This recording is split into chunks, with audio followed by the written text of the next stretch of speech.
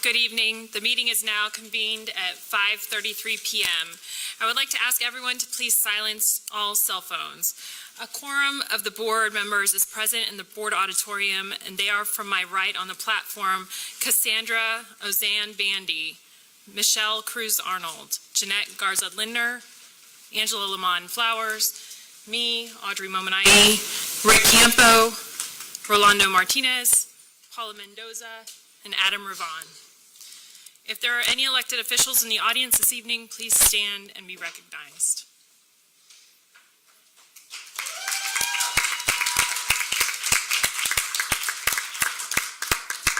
Thank you for being here with us tonight. Please rise for a moment of silent meditation.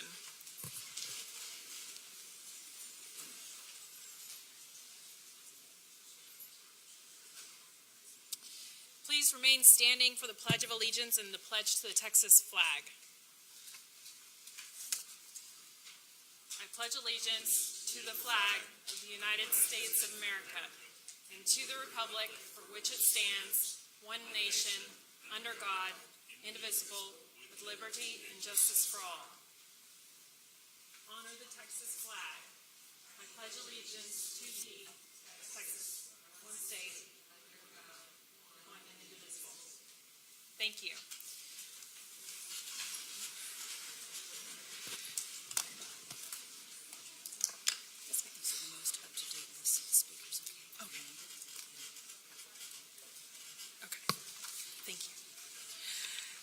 At this time, we will hear from all of our registered speakers, both those who signed up to address agenda items and those who signed up for the hearing of the community. We are glad you are here and look forward to hearing from you. We'll group our speakers by format rather than specific topic, beginning with Zoom speakers and followed by in-person speakers. Public comment during school board meetings will only be available to those persons who have signed up to speak prior to the meeting time per current protocol. Verbal and other disruptions by persons during the school board meetings are not acceptable, as they inhibit the board's ability to conduct business and the public's ability to observe those processes. Disruptions do not serve the interests of the students of HISD or the community.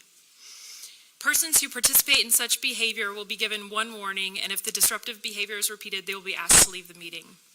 We have 35 registered speakers who will be limited to 1 minute per person per board policy, as we have more than 30 speakers signed up to address the board tonight.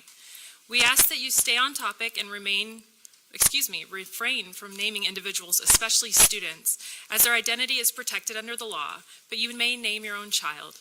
I ask that you please respect our procedures and the other speakers and end your comments promptly when your time has expired and the timer rings. If you're signed up to speak via Zoom, we must see you live with your camera on as you speak. Ms. Smith, can you please identify and admit our Zoom speakers? Sarah Rivlin, please turn on your camera. You may begin. Hello? You may begin. Hello? Please turn on your camera so we can see you. Oh, sorry. Okay, sorry. Okay, you're on. 19 of the reconstituted schools are A and B rated. Do parents in those schools know that the new teachers aren't required to have any teaching experience? Even worse, Amplify, this required scripted reading curriculum, is very bad. Teachers say it's developmentally inappropriate and dry. This is an actual writing test in a second grade Amplify workbook. Why is the War of 1812 often referred to as America's Second War for Independence? In your response, describe what caused the war and Great Britain's three-part plan for defeating the United States. Some teacher quotes about Amplify. The children are so overwhelmed, they cry because they don't understand it, and the speed of the lessons doesn't allow time to go back and reteach it. There's nothing decorating the halls. I didn't want to hang worksheets in the hall. I wouldn't want my children taught this way. Thank you. Thank you. Our next speaker. Ms. Smith, do you have the next speaker? Melissa Yarbrough, please turn on your camera. You may begin.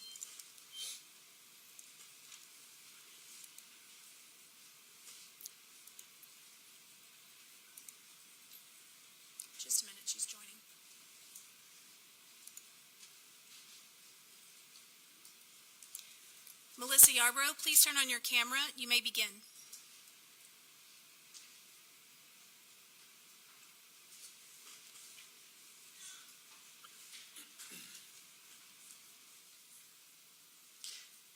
Ma'am, you have a minute. Please go ahead. Is it my turn? Thank you. Q is hemorrhaging teachers and staff right now. We just lost our principal this week.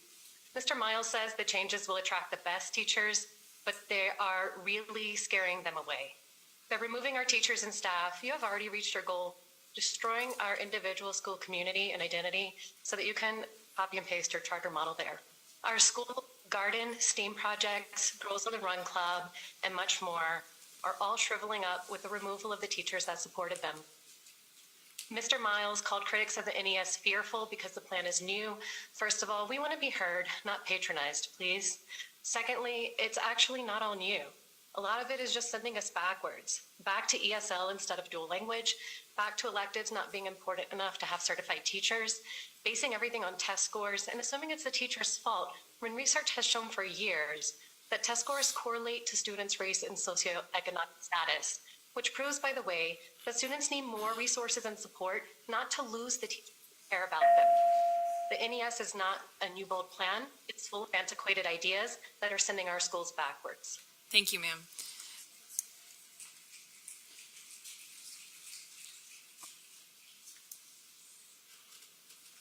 Dr. Pamela Bovelin, please turn your camera on. You may begin.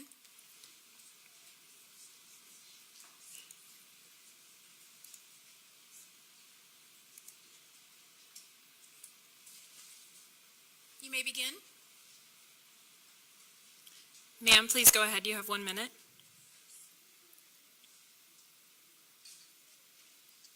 Ms. Boveland, can you hear us? Oh, okay. Yes, ma'am, you have a minute. Yeah. Please go ahead. I can hear. Thank Okay, you. please. I'm very concerned, especially in this atmosphere of Juneteenth, when our vote is being taken and it's, so many people died for us to have those votes.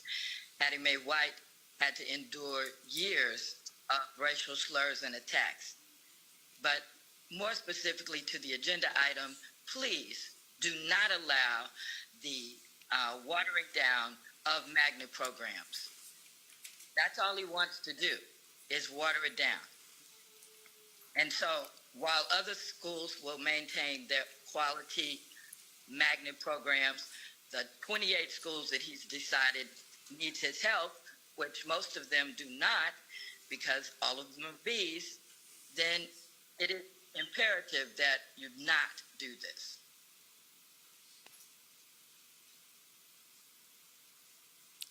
Thank you, ma'am.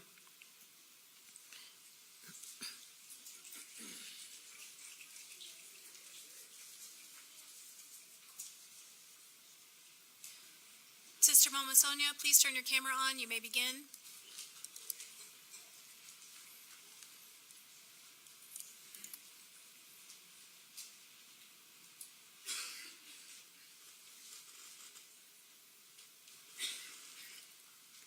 Ms. Lucas Roberts, can you hear us? She's in, but she's not on. Ms. Lucas Roberts, you are ready to speak. If you can please turn on your camera. She may have stepped away. She's not. She's in the room, but she's not. Okay. We'll move on, and if she's available later, we'll get her in. Is Ms. Moreno on? No, that concludes our Zoom speakers. Okay. That concludes for now our Zoom speakers. Next, we will hear from our in-person registered speakers. All speakers are assigned a number according to when they arrive to check in. We'll begin with speaker number 1, followed by number 2 and number 3, and so on. Please state your name when you begin speaking. And I think I have a list, so I'm going to try. Michelle Williams is our first speaker, I believe.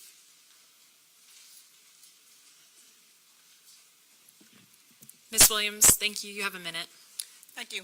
Good evening. My name is Michelle Williams. No, go ahead. We'll come back to whoever. I think that was somebody on Zoom, but go ahead, please. There's no debate that all of you all are successful individuals, so this should be easy for you all to understand. Under TEA's job description, it says that you assume all the powers of our elected board members. What I'm saying to you all today is our elected board members would never allow any superintendent to miss public comment. It sends a message of disrespect and unprofessionalism, which I know none of you all would actually allow that at your board meeting. So I'm asking you all today to actually set expectations for him that are professional and respect our communities. Also, I've given you all packets on TIA. Please don't allow him to change our teacher evaluation. We just transitioned to TES, and it's not fair to take money from one system to another for NES schools. Educate yourself on House Bill 3, please. Thank you. Thank you, ma'am. Next speaker, number 2, is Christy Brewster. Yes, I'm Christy Michelle Brewster, certified school nurse. Yep, I'm back. Back again. Last week, I heard the justification for the request for the homebound waiver, and it was said something like, to help improve special ed. Well, in the eligibility, it said special ed and regular ed. What's happening to my regular ed students? I didn't hear any justification for them. Please advise. Secondly, you already know this, but I'm going to say it anyway. Pregnancy-related services uses homebound services. We call them PRS, those of us who worked in the district. That special pop uses sometimes special ed division and regular ed. Please advise. Will they have this waiver request? Lastly, you already know this too. Community Services Schools provides homebound services for Houston ISD. Wonderful program, very needed program when it's managed appropriately. Please advise, are we going to have services for our students? I'm concerned about all students, not just the 28 campuses who are now called the not everybody schools. I'm for everybody. Thank so you, let's ma'am. act like that. Thank you, ma'am. Thanks. Our next speaker is Jessica Campos. Speaker number 3. Yes, ma'am, you have 1 minute, please. I would like to acknowledge Mr. Miles. He did come outside after the media left on our protest that Thursday morning. Thank you for coming out to speak to us, Mr. Miles, but we aren't buying what you're selling. I'm really glad that we were able to get your attention and that you recognize that you made all these drastic changes without our Spanish-speaking community's approval or acknowledgement. Please stop keeping the truth from our people and putting us at the end of the line to speak. I was here last Thursday, and although I got here early, you put me in a room with a camera and a screen, and I sat and looked around, and all I saw was black and brown faces, and I realized that you used the Zoom room discipline strategy on me and my community. I've never felt so discriminated. I don't think that you did your homework before you arrived in our city. Before you came here to make these drastic changes, you would have realized that the largest portion of Houston population is Hispanic, and that 35% of them are Spanish-speaking as a first language. But you want to take away our dual language programs. Our community is 97% economically disadvantaged, and you want to take away our wraparound specialists. Thank you, ma'am. Thank you. Our next speaker is Analia Espinoza. Ms. Espinoza? And then after her is Ms. Ruth Kravitz.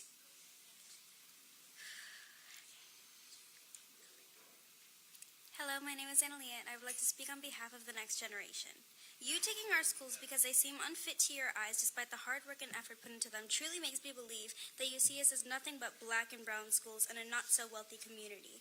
Now you're trying to take away opportunities such as magnet and bilingual classes because they seem unnecessary to you despite them being one of the many reasons these children succeed in life. Then you will no longer tolerate bad behavior in schools, and by doing so, you put these children in classes by themselves, away from their classmates, only to look at a screen and nothing more because they were too difficult for you. I say this because I was put in a similar situation for a whole year, all because of a mental disability that the school had no tolerance for. I beg you to not make children slaves to your education system where they cannot express themselves through art or through opinion. We have a voice. Why try to change a community that has been built on teamwork and try to break it down because it's not to your liking? I hope that you finally take our voices into consideration, and by doing so, you let these dedicated teachers have their jobs back, because they are the reason my sister, who has struggled with a disability all her life, is thriving and successful in her classes. They are the reason these children have been able to express themselves and just be kids.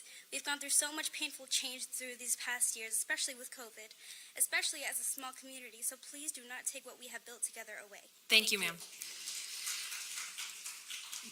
Miss Ruth Kravitz, followed by Tia James Glenn, and then Susan Espinoza.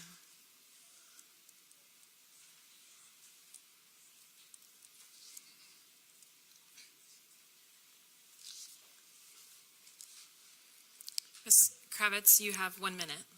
Thank you. My name is Ruth Kravitz. I wish Mike was here. I'm a former AP Calculus and math teacher and administrator. Student outcomes are important, but not if test scores are first and students a distant second. According to your evaluation model, principals will be evaluated, not your evaluation model, Mike Miles, who's not here, evaluation model. Principals will be evaluated on whether their teacher evaluations align with student performance. This will force principals to evaluate teachers entirely on predicted student performance and not at all on the quality of instruction and the capacity to inspire. Students are human beings. When kids sleep 4 to a mattress, they do not need more test prep. They need 3 or 4 more mattresses. I have a friend who is the best English teacher in America. She tutors every day, teaches new English language learners, and makes learning come alive.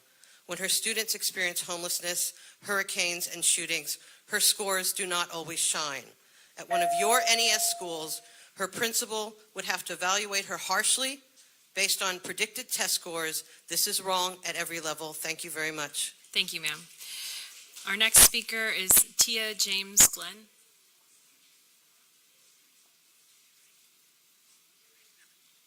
Yes, ma'am, you have 1 minute. Okay. My name is Tia James Glenn, and I'm a current HISD parent in the North Forest feeder pattern. My daughter is a recent graduate for pre-K4 from Farmwood Early Childhood Center. I want to stress the importance of early childhood centers in the district. With their prioritization of pre-K, it allows them to focus on education and socioeconomic learning for those kids to have those kids ready for elementary. We want to feel seen and heard. This community has yet to feel so. Many decisions were made without community involvement or visits, especially when we were shut out of meetings. It is insulting to make visits after the decisions are made, which is like a dictatorship, which I learned in my HISD high school. Clarity is the key to trust. Transportation is an issue in this district. Kids can't get the education they need if they can't get there to get it. What about kids that are hungry or have family situations? We have yet to see how that's being addressed when the school year, instead of throwing money. And we're just asking for equity and education in all areas of the city. Thank you, ma'am. Our next speaker is Susan Espinoza.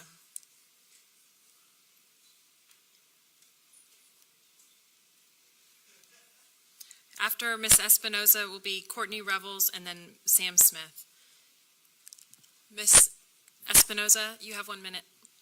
Thank you. I am an HISD teacher of 26 years. I've taught special education all of those 26 years here in HISD. I have lived in HISD my whole entire life, and I am a taxpayer and a voter. I have block walked and I have knocked doors for my school board members. I didn't vote for none of y'all. None of y'all did I vote for, and worked hard to get you in that position. So as a voter, I do not approve of this board. Secondly, as a teacher, many things have already been brought up. Things that are going to be taken away from our children. I've worked in special ed 26 years. I know what children in need look like, and taking away things they need does not foster success. Thank you, ma'am. Our next speaker is Courtney Revels, followed by Sam Smith and then Allison Chapin.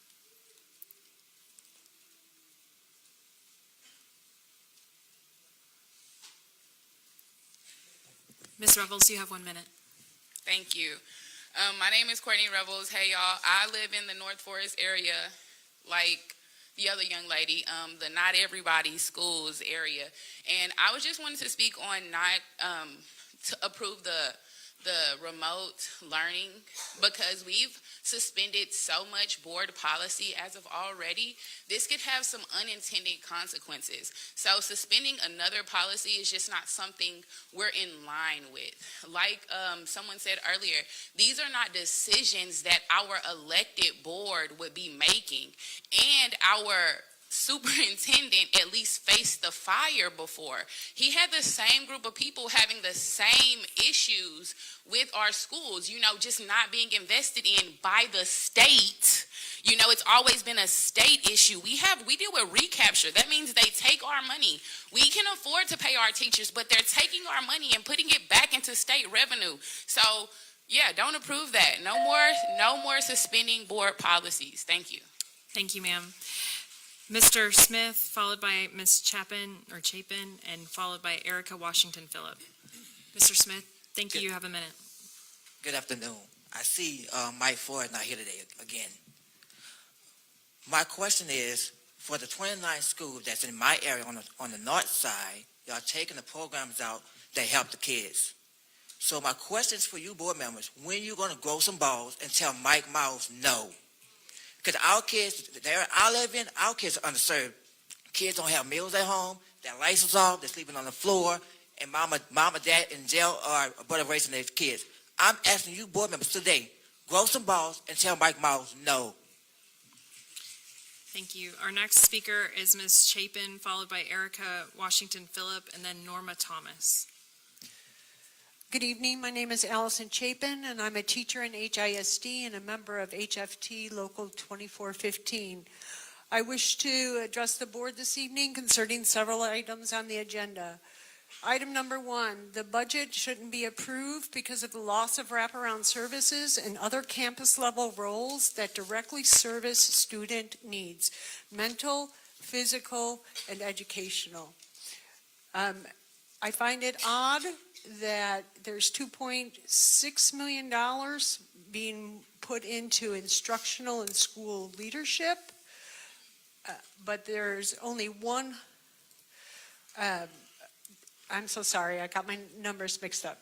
Anyway, you shouldn't be paying the board for more chiefs than there are Indians, and that's the way the budget looks to me. And you're taking money from counseling and guidance and mental health services for students. Also number 2, number 12, number 21 through 23, totally against all of them. Thank you. Thank you, ma'am. Miss Erica Washington Phillip, followed by Norma Thomas, and then Ann Eagleton. Ms. Phillip, is Ms. Phillip here?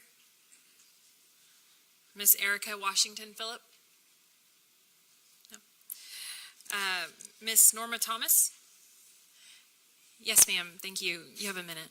I'm Norma Thomas. I represent the Partnership for School Improvement, formerly the Coalition of Schools in Acres Homes, where we once held charter with Houston ISD for oversight of our schools until a new leader came in with a new plan and watched all of our schools begin to struggle.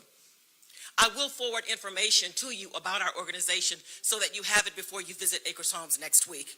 We're asking that you visit us not just to come and tell us what it is that you plan to do, but to also listen to your taxpayers and your voters, because we are intelligent enough to know what it is that our schools need in our community.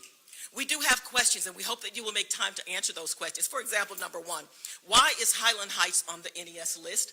We meet with our principals every month, so we had no indication that Highland Heights needed to be on the NES list, and we need answers. We also want to know are you aware that some of the things that are proposed in the plan have already been done in HISD and have already failed?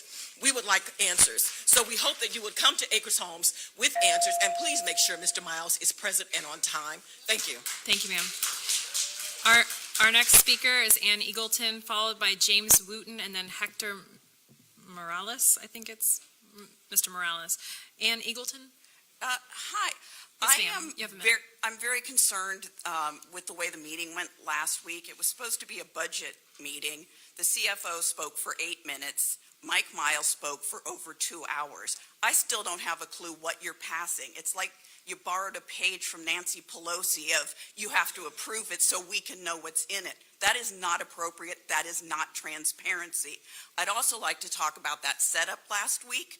I just want you to know, why were you at 8-foot tables? Was he afraid you would have fisticuffs? I mean, it was ridiculous. You kept people out of the room so you could have a ridiculous furniture arrangement. And it made you all look small and silly. He works for you and us, not the other way around. And that the tail is wagging the dog, and make it stop. We don't want to pay for it. Thank you. Thank you, ma'am. Our next speaker is James Wooten, followed by Mr. Morales. Mr. Wooten, you have 1 minute. Yes, sir. My name is James Wooten. I work for HISD at the Houston Museum of Natural Science. I'm speaking to ensure that this changeover doesn't impact the program that's been serving fourth graders at the museum since about 1966. They come to our museum, they receive a learning lab experience, a planetarium show, and a guided tour of the museum. For many of these kids, it's the only chance to visit the Houston Museum of Natural Science. I don't know if anyone in here was in fourth grade and came to our museum, and they get a chance to see a planetarium show and, of course, to interact with actual museum specimens like this. These things are hard to replicate in a classroom. And we design our labs and our planetarium shows to reinforce the Texas TEACS and the HISD scope and sequence. So as you make all these changes, make sure that kids don't lose these kinds of experiences that they otherwise would never get to have, even going all the way into adulthood. Thank you, sir. Thank you. Our next speaker is Hector Morales. Good afternoon, Madam President, board members. My name is Hector Morales. We represent the support staff here at HISD, my Vice President, Ms. Lozano. I hope you received the two copies that I gave you guys to look at. My member who I represent was currently terminated by HISD for financial fraud, but actually it was the principal who did it. You should have received both invoices, and both invoices look exactly alike. The only difference is the one that was approved was for student program kits, which the students never received. I think if you're going to come in and try to do the right thing, that you need to look into the fraud that's being committed by some of these principals at these schools, and that needs to be looked at very thoroughly. I hope you received the two invoices that I gave you.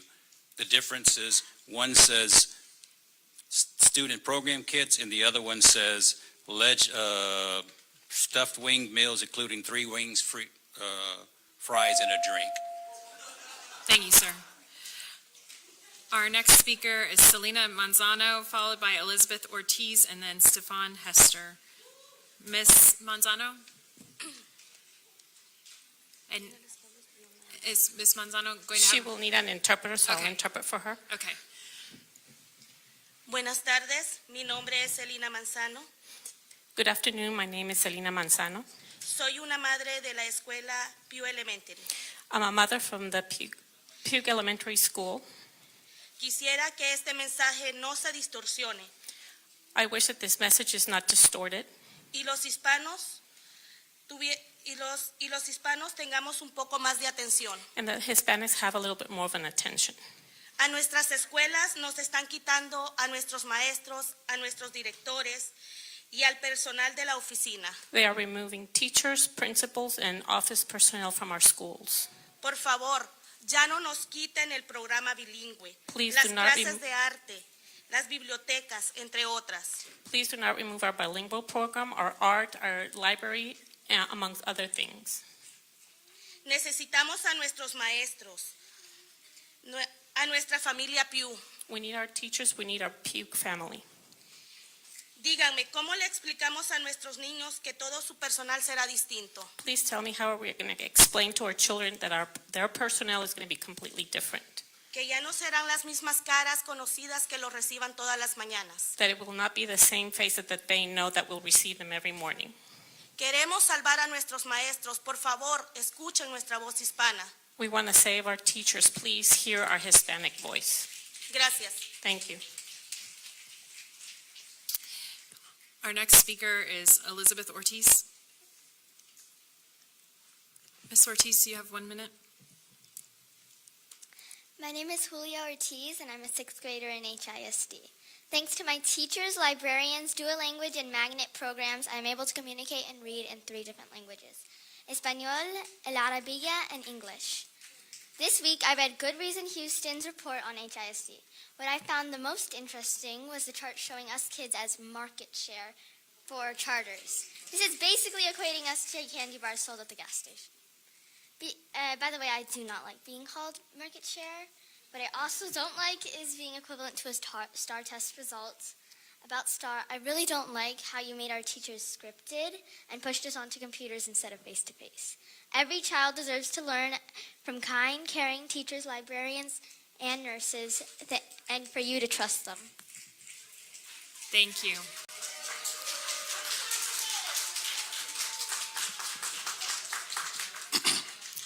Thank you for coming to speak with us tonight. Mr. Hester, followed by Sean Rushing and then Sarah Terrell. Mr. Hester, you have 1 minute.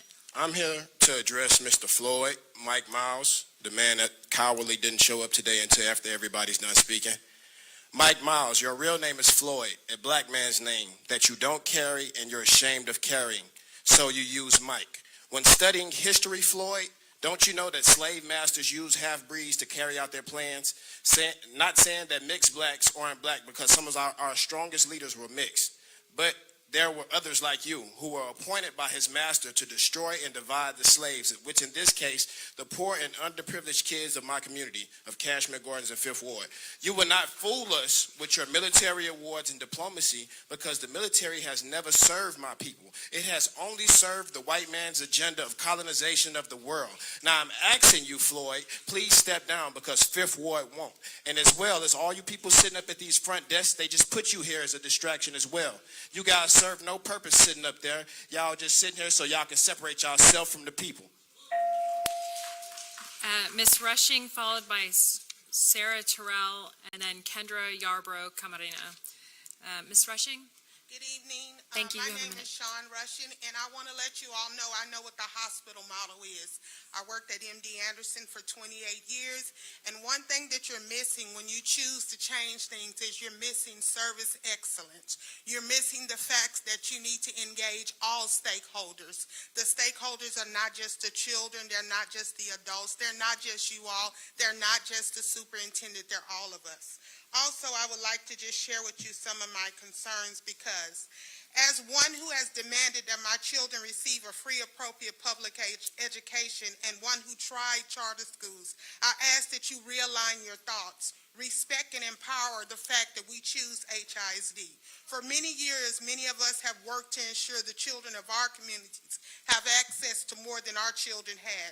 However, we have had plans and individuals who visit for short terms and then leave us to move on to other projects or experiments. As you implement your plan for pay increases for teachers, which I support, please allow your leadership and that of board of managers to include stakeholder feedback in which you listen and understand.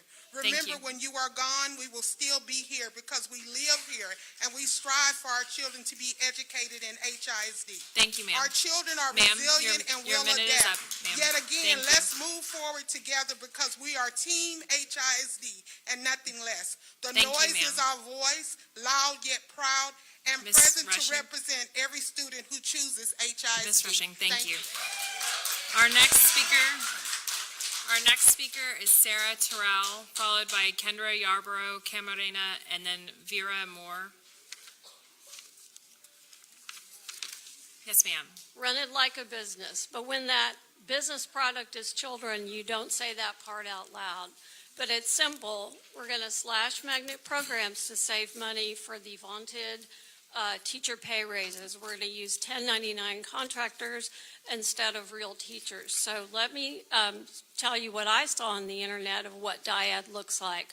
On the video on YouTube, and I'd send you the link, but you don't have emails, you can see some pretty interesting stuff. You can see a kid, a bunch of kids on stationary bikes. I believe Mike talked about that last week. You can see some kids in a hot parking lot doing something with traffic cones and a basketball. you can see a bunch of what appear to be fifth grade boys sitting on a cafeteria floor playing patty cake. Yes, patty cake. I assume that's phys ed. There was one more scene of a classroom with people, with one boy running and everybody watching. Thank you, So ma'am. Destination 2035, like Destination 2016 and 2020 Thank you, ma'am. before it, is a pump and dump, and we're going to get dumped. Thank And you, you're ma'am. going to be dumped with it. Thank you. Our next speaker is Vera Moore, followed by Karina Quesada, and then Allison Newport. Oh, Gracias. sure. All right, so my name is Kendra Yarbrough Gambarena. My overall concern for tonight is that the board is considering suspending policy that was created based on the vision of the district. I know in the past, visions change, and in the past, when the vision changed, the policy is amended, not suspended, and that's a big difference. And so one of my concerns with this is that when you don't have any policy whatsoever to provide any type of guidance, then there becomes a problem with any type of, it's almost like unlimited government, what I used to teach, okay? It's unchecked decision-making that occurs. This may be your goal, I don't know. It may be that you have not seen the big picture of the potential unintended consequences of you suspending this board policy, even if it's temporary, but you need to really think large. Because when you suspend this board policy, whichever ones you decide to suspend tonight, there will be unintended consequences, and you will be the face of that. Thank you, ma'am. Our next speaker is Karina Quesada, followed by Allison Newport, and then Maria Benzon. Ms. Quesada? Vera Moore before. Oh, I'm sorry, Vera Moore? Ms. Moore, please go ahead. Okay. Hi, my name is Vera, and I am in high school in HISD. It is wrong for you to make every teacher in 28 schools, including Sugar Grove, which is in my area, reapply for their jobs. This undermines the sustainability of teachers bringing to our learning, where we spend 8 hours a day. Teachers are really important in my life. My 9th grade geography teacher helped me learn so much this year. I don't know how he did it, but he helped all my friends because we are now more focused this year, and we knew he cared more than just about our grades. It is hard to be a kid living in apartments without many resources, trying to do the best I can to recover from the COVID isolation. Teachers are the backbone of our education system. They inspire us, challenge us, and guide us towards the realizing of our full potential. We, the students, should have the same education we receive in the teachers who shape our future. Thank you, ma'am. Our next speaker is Karina Quesada, followed by Allison Newport. Ms. Quesada, you have 1 minute. Hi, I've provided for you a report titled The Challenge of Disruptive Leadership in Dallas ISD, an examination of the Miles administration's goals and leadership practices. This report was commissioned by the Foundation for Community Empowerment back in 2013. I doubt you had a chance to read it before tonight, but I urge you to read it. Many of the changes he's imposing on these 28 schools are old, tried, and failed reforms. You don't have to wait and see how they'll play out. You've got a report right there detailing it. Do not change or suspend any of these board policies. Do not give Miles a blank check. And if you're not going to make magnet changes at all magnet schools, then definitely vote no on this. Children in these 28 schools deserve more than test prep. They deserve to read books and go on adventures. Don't condemn them to boring star passages. They deserve librarians and certified teachers for electives and specialties. All kids do, not just those in affluent areas. If this board wants to make big changes, try small class sizes with certified teachers for all the classes at these schools. Relationships matters. Making teachers reapply for their job sends out the message that you don't care about them. And let's be clear that this stunt would never be done in an affluent school. You certainly wouldn't be trying any magnet changes there, because for years, anytime a superintendent wanted to bring some changes or equity, those people have showed up and stopped any changes for equity. Your minute is up. Thank you. Ms. Newport, followed by Ms. Benzon, and then Ms. Sage Bittner. Good evening. Ms. Newport, go ahead. My name's Allison Newport, and I'm the parent of 2 HISD elementary schoolers. please consider delaying voting on magnet changes until you have more information about this NES program. It sounds too good to be true, and we don't have enough details. How does this work financially? How do we pay teachers better and pay them $100,000 a year, but it's still budget neutral? That doesn't make sense. The math does not add up. In other schools, Miles used a teacher and a teaching assistant assigned to multiple classrooms teaching virtually. Is that the plan for our schools? Please, I implore you to find out before you make these changes. Thank you, ma'am. Our next speaker is Maria Benzon, followed by Ms. Sage Bentner. Ms. Benzon, you have a minute. My name is Maria Benzon. I'm addressing item 21, suspending regulations regarding applications and interviews. I teach at Sugar Grove Academy and work with an amazing educator like Mr. Chin, all these teachers teach math to newcomers and students with disabilities. On June 1st, the last day of school, Mr. Chin flew to China. When he landed on June 3rd, he found out that he had to reapply for his job since SGA was an NES school. Mr. Chin turned his 10 weeks off to 10 days. The NES website states, if you have an immovable conflict, contact the hiring manager. He did, and was told that there were no other offerings outside of the dates, June 28th to 29th. His wedding day is June 30th in China. That's 8 days from now, but he has to be here in person. He set his wedding date 3 years ago and on the other side of the world, but he has to be here in person. Apparently, in Mr. Miles' administration, employees should prioritize their job over their families. Our students deserve the best teachers. HISD should do better to retain highly qualified teachers like Mr. Chin. Please work with him so he can interview and still have time to make it to his own wedding in person. Thank you, ma'am. Our next speaker is Adita Sage Bittner.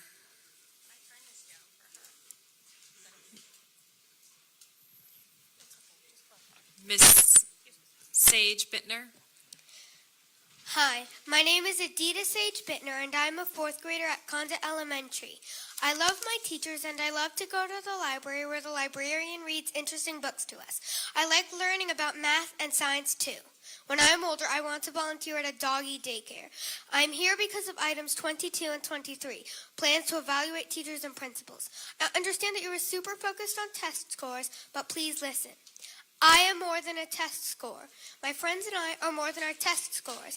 Our teachers and principals are more than our school's test scores. My friends and I like learning cool facts, collaborating on projects, and sharing what we researched on Google Slides or posters. If your main focus is the STAR and evaluating teachers and principals with this, then I'm afraid that teaching will be focused on passing the STAR and not inspiring us to learn for the sake of learning. On behalf of my friends and classmates, please value our teachers and principals for educating us as human beings and future leaders, not as test scores. Thank you. Thank you. Did one of our Zoom speakers Our last join us? Yes, Sister Mama Sonia, you may turn on your camera and begin. All right, here I am. Disrespect us, misuse us, never listen to us. Y'all don't really care about us. Ma'am, I don't think your video is on. Can you please turn on your video? Oh, I'm sorry. Thank you, ma'am. I keep hitting it. Now, let me start over. Disrespect us, misuse us, never listen to us. Y'all don't really care about us.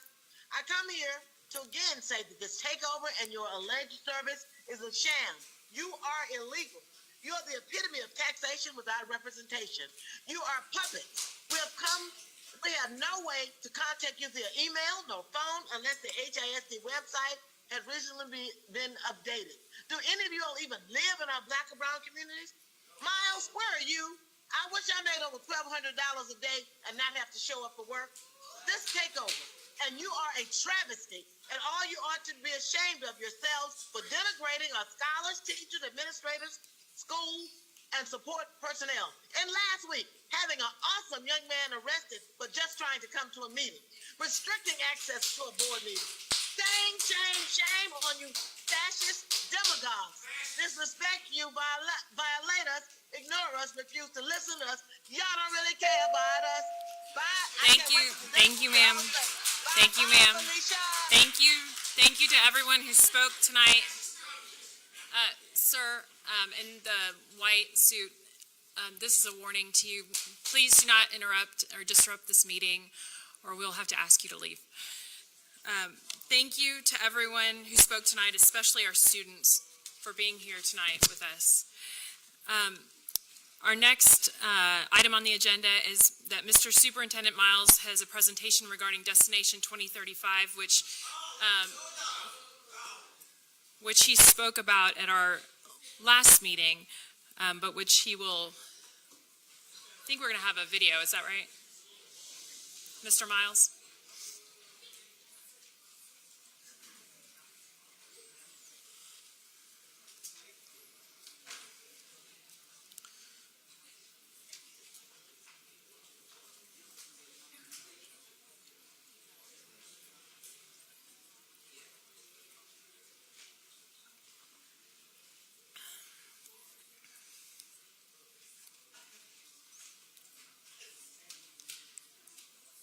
Mr. Miles, you have the floor.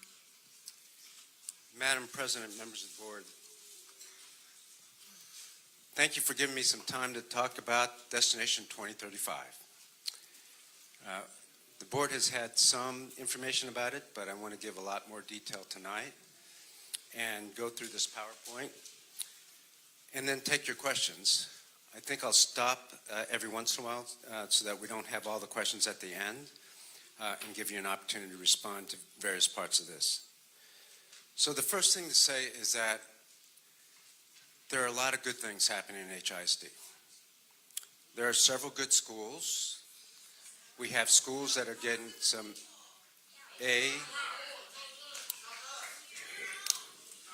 we have some schools that are doing well. There are magnet schools that are doing well. But not all kids are in schools that are doing well. Let's look at just a little bit of the promise that we have in the education profession. When I grew up, education was the great equalizer. The more education you got, if you worked hard at school, even if you were in the zip code of high poverty, educators could change your stars. Schools could change your stars. As you know, I grew up one of 8 kids, poor. My father's black, my mother's Japanese. She didn't speak English. My dad was often in Korea and Vietnam. And we didn't have a lot, but we did have an education.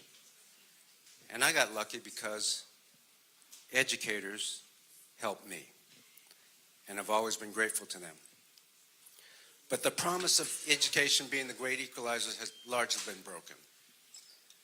That promise isn't true for all kids. That promise has been broken. In HISD, yes, we have some good schools. We have schools that are doing well, and we have kids who are performing well. But the vast majority are not. Let's look at the data, and then we'll talk about things that are not data. So, the National Assessment of Educational Progress, that's the nation's report card. It's the most consistent test or assessment that American kids take because it's across the country and it's been given year after year. This is the latest one. The nation, let's just take 4th grade reading, for example. The nation's proficiency level, or kids who are meeting standard, reading at grade level, is 32%. 32% of our kids can read at grade level in the country in 4th grade. That is low. I hope as a country we're not satisfied with 1/3 of our kids reading at grade level. Texas is close. So the Texas schools have 30%. That's close to the nation. So that's at least where the nation is. Large urbans, so other big cities, because people recognize that cities have challenges that maybe some other places don't. Large urbans is 26%, and Houston, HISD, our district, is at 19%. We can look at all the other scores, and it's similarly low. Lower than Texas, lower than the nation. So problem number one is that our achievement is low. And we don't have to just take a look at NAEP. I'm going to get to STAR in a second and then other exams in a minute. But problem number 2 is that our proficiency has not risen over 19 years. Take a look at, for example, at HISD's 4th grade proficiency from 2003 to 2022. By the way, all of this is publicly available information. People can look up the data themselves online. We've grown 1 percentage point in 19 years. 1. That is not a story that we want to brag about. 8th grade reading, 4 percentage points in 19 years. Yes, we grew 4 points, but over 19 years, I hope nobody's celebrating that. So problem number 1, low proficiency rates. Problem number 2, continually low proficiency rate, which is a systems problem. But problem number 3 is probably worse than 1 or 2, and that is the achievement gap. Take a look at the right-hand side of the screen. Yes, our white students are doing fairly well, that's 60% reading. That's good.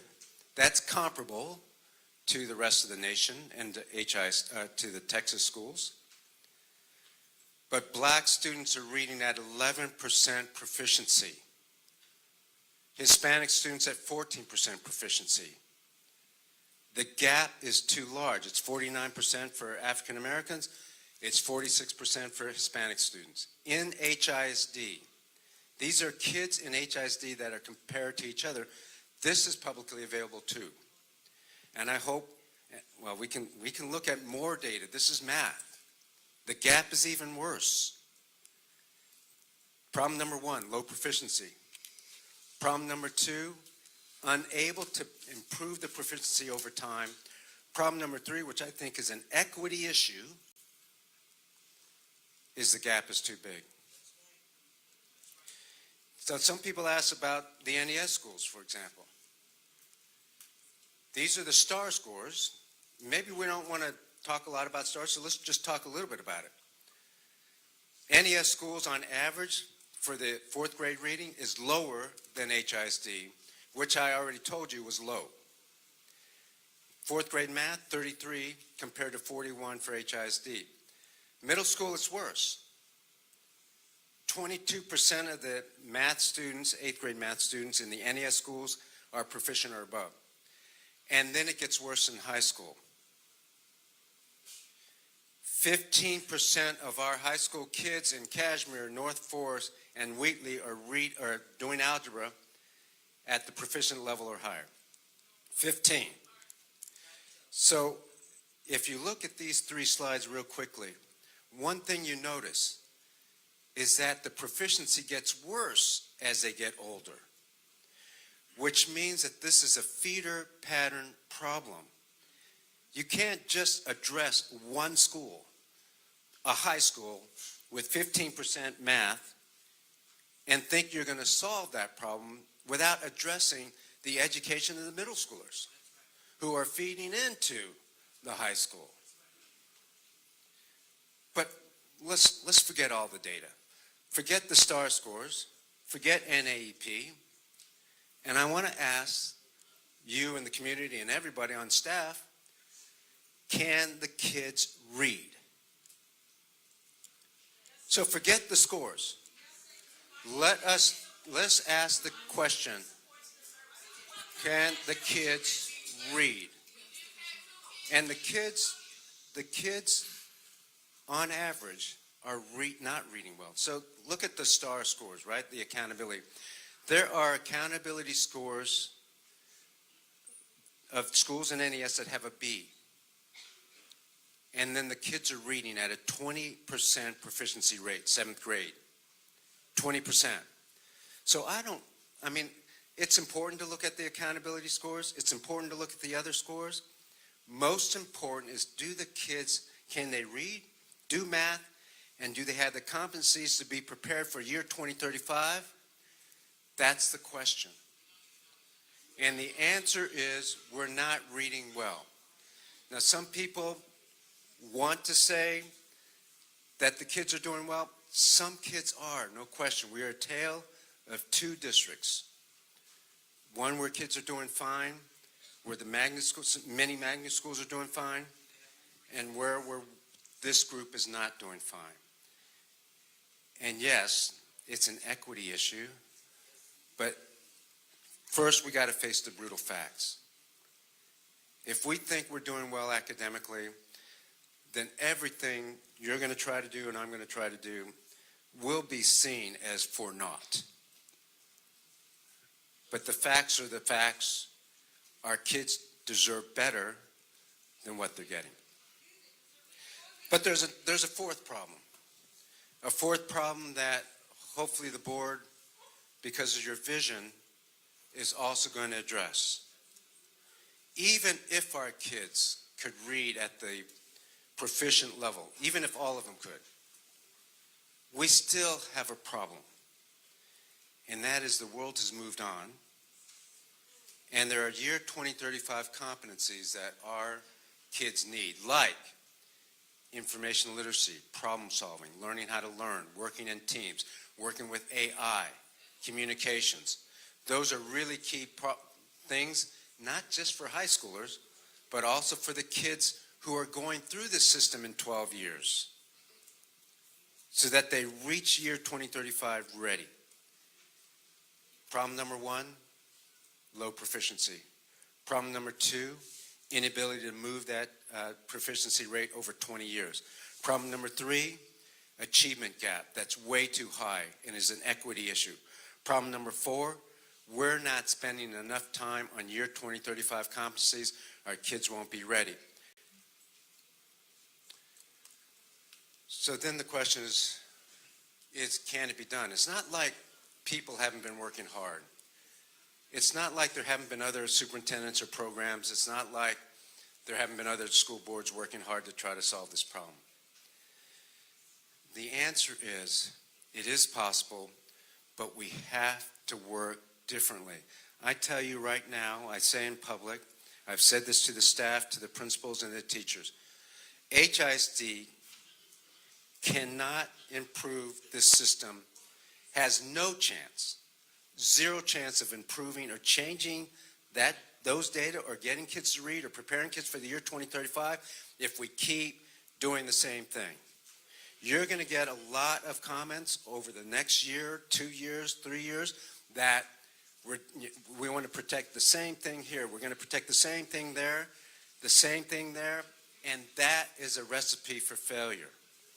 That is why the scores haven't changed. That is why you have separate interest groups wanting to hold on tight to what they've always done. So what to do? Before I tell you what I think the direction we should go, I have to talk about one other thing, and that is the system. I know this is complicated for some. Let me try to break it down, what it means.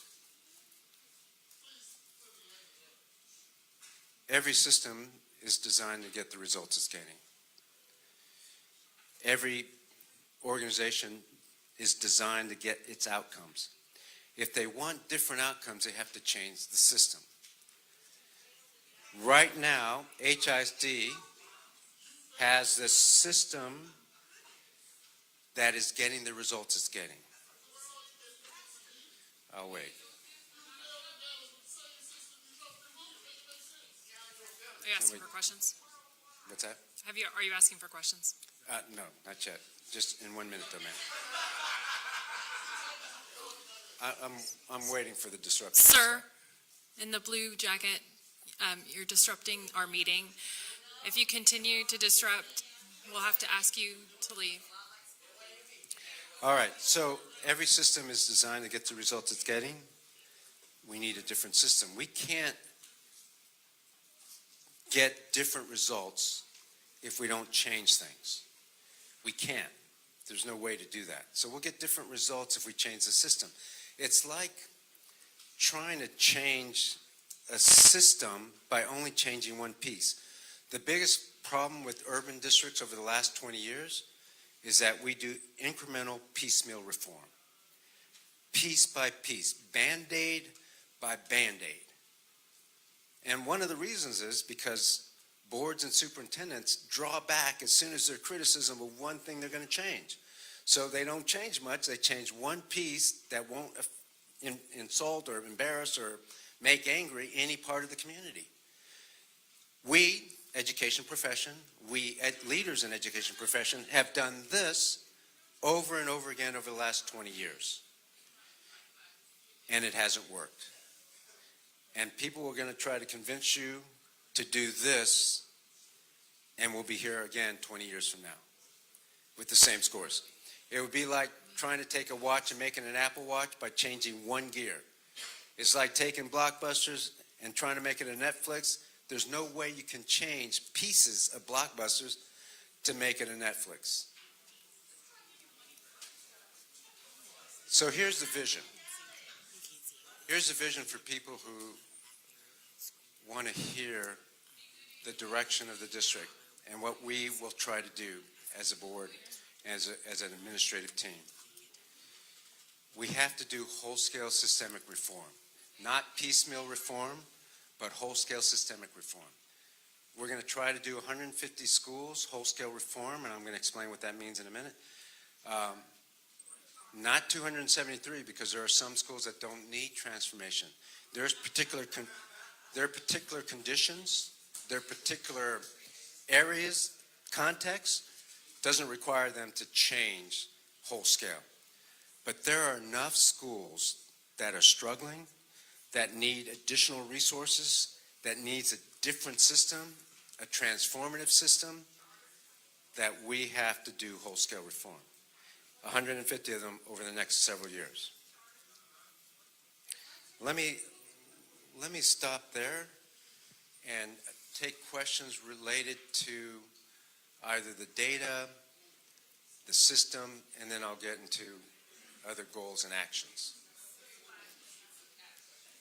On the data, sir, can you tell us, and you're probably going to get into this in a moment, but tell us on the data that you've looked at, how that relates to or informs what the plan is that you're going to set out for us. Yeah, so the whole focus, and you'll see in the goals, is to help kids read better, do math, and prepare for the year 2035. So the plan has to be informed by data, whether it's reading data, math data, or other data related to the competencies. So foundationally, one of the foundational skills, even for innovation, is being able to read. Even in the year 2035, you have to be able to read if you want the higher skilled jobs, if you want to be competitive in this environment and world. So reading is foundational. We will do other things, yes, but reading is foundational, so the data around that is really important. And so that's why I bring up the data. We have looked at, and we could give you many more slides on individual schools around the data. And again, not all schools are failing, not all schools are doing poorly, but many schools are. And so the plan is around bringing those schools up, keeping our strong schools strong, helping them with a little bit of improvement, but there's no need to take anything away, and we're not going to do that. And we're going to add to these schools too. Other questions? Mr. Ravon?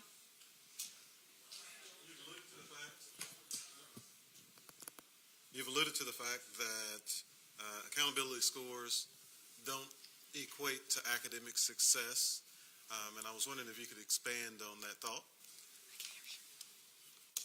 So it's not that accountability scores don't matter or don't relate. They do correlate. So accountability, but we have to be clear about what the actual data means. For example, we in education, we in Texas in particular, should have been a lot more honest about what the accountability score meant last year. When the scores came out a year ago, what it really meant, and we should praise what we can praise, but let's also be honest about where we are. The year before last year, the scores fell incredibly low. Because there was a pandemic, because it was COVID, the scores dropped incredibly. So there was reason for that. Last year, the scores went back up, but they went back up to normal, which was already low, in reading and didn't catch up in math. We, all the districts in Texas, got extra credit, more points, because of the growth. So when you drop down low and you come back to where you were, it's going to look like huge growth. It is growth, but it's growth that's from the bottom that we reached. And so now when we get the new STAR scores, there's going to be, scores that are much lower, because we no longer get credit for the growth from way below. So we haven't been honest. So the accountability score, if you have a B, it's because you grew a lot, or the CCMR is another story, but let me just focus on the growth. If you got a B, it doesn't mean that your kids can read at grade level. 20% is not reading at grade level. It is for 20%, but 80% are not. So that's why, I mean, we shouldn't discount accountability, okay? That's not what I'm saying, but we should understand what the accountability rating is, and those of us who do data for a living can explain that rather than looking at a B and saying everybody's okay. So I hope that answers your question, sir.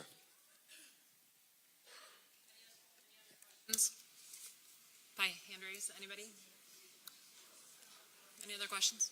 Yeah, go ahead. Any other questions? Jeanette? Okay. Go ahead. All right, thank you, ma'am. All right, so what we're trying to do is a few things. Because the how is also important, right? It's not just the vision, it's how you get there, and you have to set some goals. A plan without goals or metrics is just a piece of paper. So we have goals and we have metrics for almost everything, as you've seen in the action plan, the 225-page document. But basically, this is it, that we're hoping to have a good discussion with the board at some point. Decrease the number of DNF schools from blank in 2023 to fewer than 10 by July 2024. Now, I don't know exactly what that blank is. I have some initial data from the what if data from the state that says that number is going to be much higher than it is today. So that's going to be a seriously hard goal to achieve, but that's the goal. By the way, it's also one of the goals, one of the criteria for getting out of the intervention is not to have any schools with multiple years of DNF. So we want to get out of the intervention as fast as we can. That's got to be part of the goals. But at the same time, we're going to raise the overall accountability rating for the NES schools. We're going to achieve a 1.7 years of growth on NWA math and move the percentile growth 7%. That is a tough, tough goal to achieve. What that says is we're going to try to grow the kids almost 2 years, 1.7 years of growth. Most people only expect schools to do 1 year of growth in 1 year's time. Our gap is too high. If we have 1 year's growth in 1 year's time, that gap is going to be the same or just a little bit improved 10 years from now. So we have to do better than that. 7% percentile. If the gap is 30%, in 4 years we close the gap. If we get 7% percentile growth, that means moving the proficiency 7% a year. Most schools and districts wouldn't put anything up like that because the gap hasn't closed and they'd be afraid that they're not going to meet that metric. So we're setting challenging goals, real goals, that the board will hold me and the staff accountable for. Improve the quality of instruction. Yes, the quality of instruction is a leading indicator. Most strong principals and administrators can go into any classroom, or a school, stay for an hour, look at the quality of instruction, and tell you where your achievement score is going to be. Quality of instruction is a leading indicator, and we're going to focus on that. There hasn't been a focus on quality of instruction. We're going to do it, and you can see those goals right there. Third thing, special education has been a challenge for this district, but all districts. Yes, there are compliance things, and by the way, the district has improved on identifying kids faster. So that's a bright point, and that's a good thing to celebrate. We're not done with that, but that's a good thing. What we as a profession, and HISD also, has not done, we have not recognized and done something about the SPED load on our SPED teacher, the amount that we require special education teachers to do. Not only are we insisting on great instruction, but we have all this paperwork and compliance. So we have to address that clearly. And you know that in the plan we've talked about before, we're going to do that. At the same time, we're going to make sure that our special needs students with special needs, get great quality instruction. Some of our special needs students aren't getting good reading instruction. Sometimes a kid, and I say this as a person who's been in the field for 35 years, or 28 years rather, I say this as that because I've seen it where sometimes students are identified as a special needs student, but they never had good reading instruction. So they can't read, and then they get identified as special education a couple years later, 3 years later. So we have to do a better job in that, and that's why that's one of the goals. Finally, CCMR. I talked about year 2035. People are right to say that some of our schools are not getting the same amount of resources, the same programming as other schools. That's true. And one of the big areas is college, entering public service, and graduating with an industry-approved certification. We need to grow that. We also need to upgrade our CTE programs, especially at the NES high schools. Why should some schools have much better CTE programs or magnet programs and other schools are not? That doesn't seem right to me. That seems like an equity problem. Does it take more resources? Yes. That takes more resources. Now, what we're not going to do, we have schools that are doing well. And while these schools have magnet programs and CTE programs that are at this level and resourced well, we're going to try to maintain that for the schools that are doing well, trying not to take away. However, in order to provide greater resources here, we have to find money in the budget by cutting, being more efficient. And when we get new monies, it's not going to be spread equally. It's going to be prioritized to the schools that are the most needy with regard to our services. So services provided for our most needy schools is one of the things we got to do, and we got to prioritize the need. How do we get there? How do we get there? Here's what it really takes, guys. I got to spend a beat on this because it's not just about the programs. It's not just about the money. It's not just about how we prioritize. It's not just about the programs. It's about the courage. One of the things that I've been so proud of the board on is the courage you've already shown. I'm asking you that over the next year or two, you show the same level of courage day after day after day, because that's what it's going to take. I've been there, been through the fire. We're going to get, I will get criticized. I'm okay with that. I get paid for that. I apologize to you right now.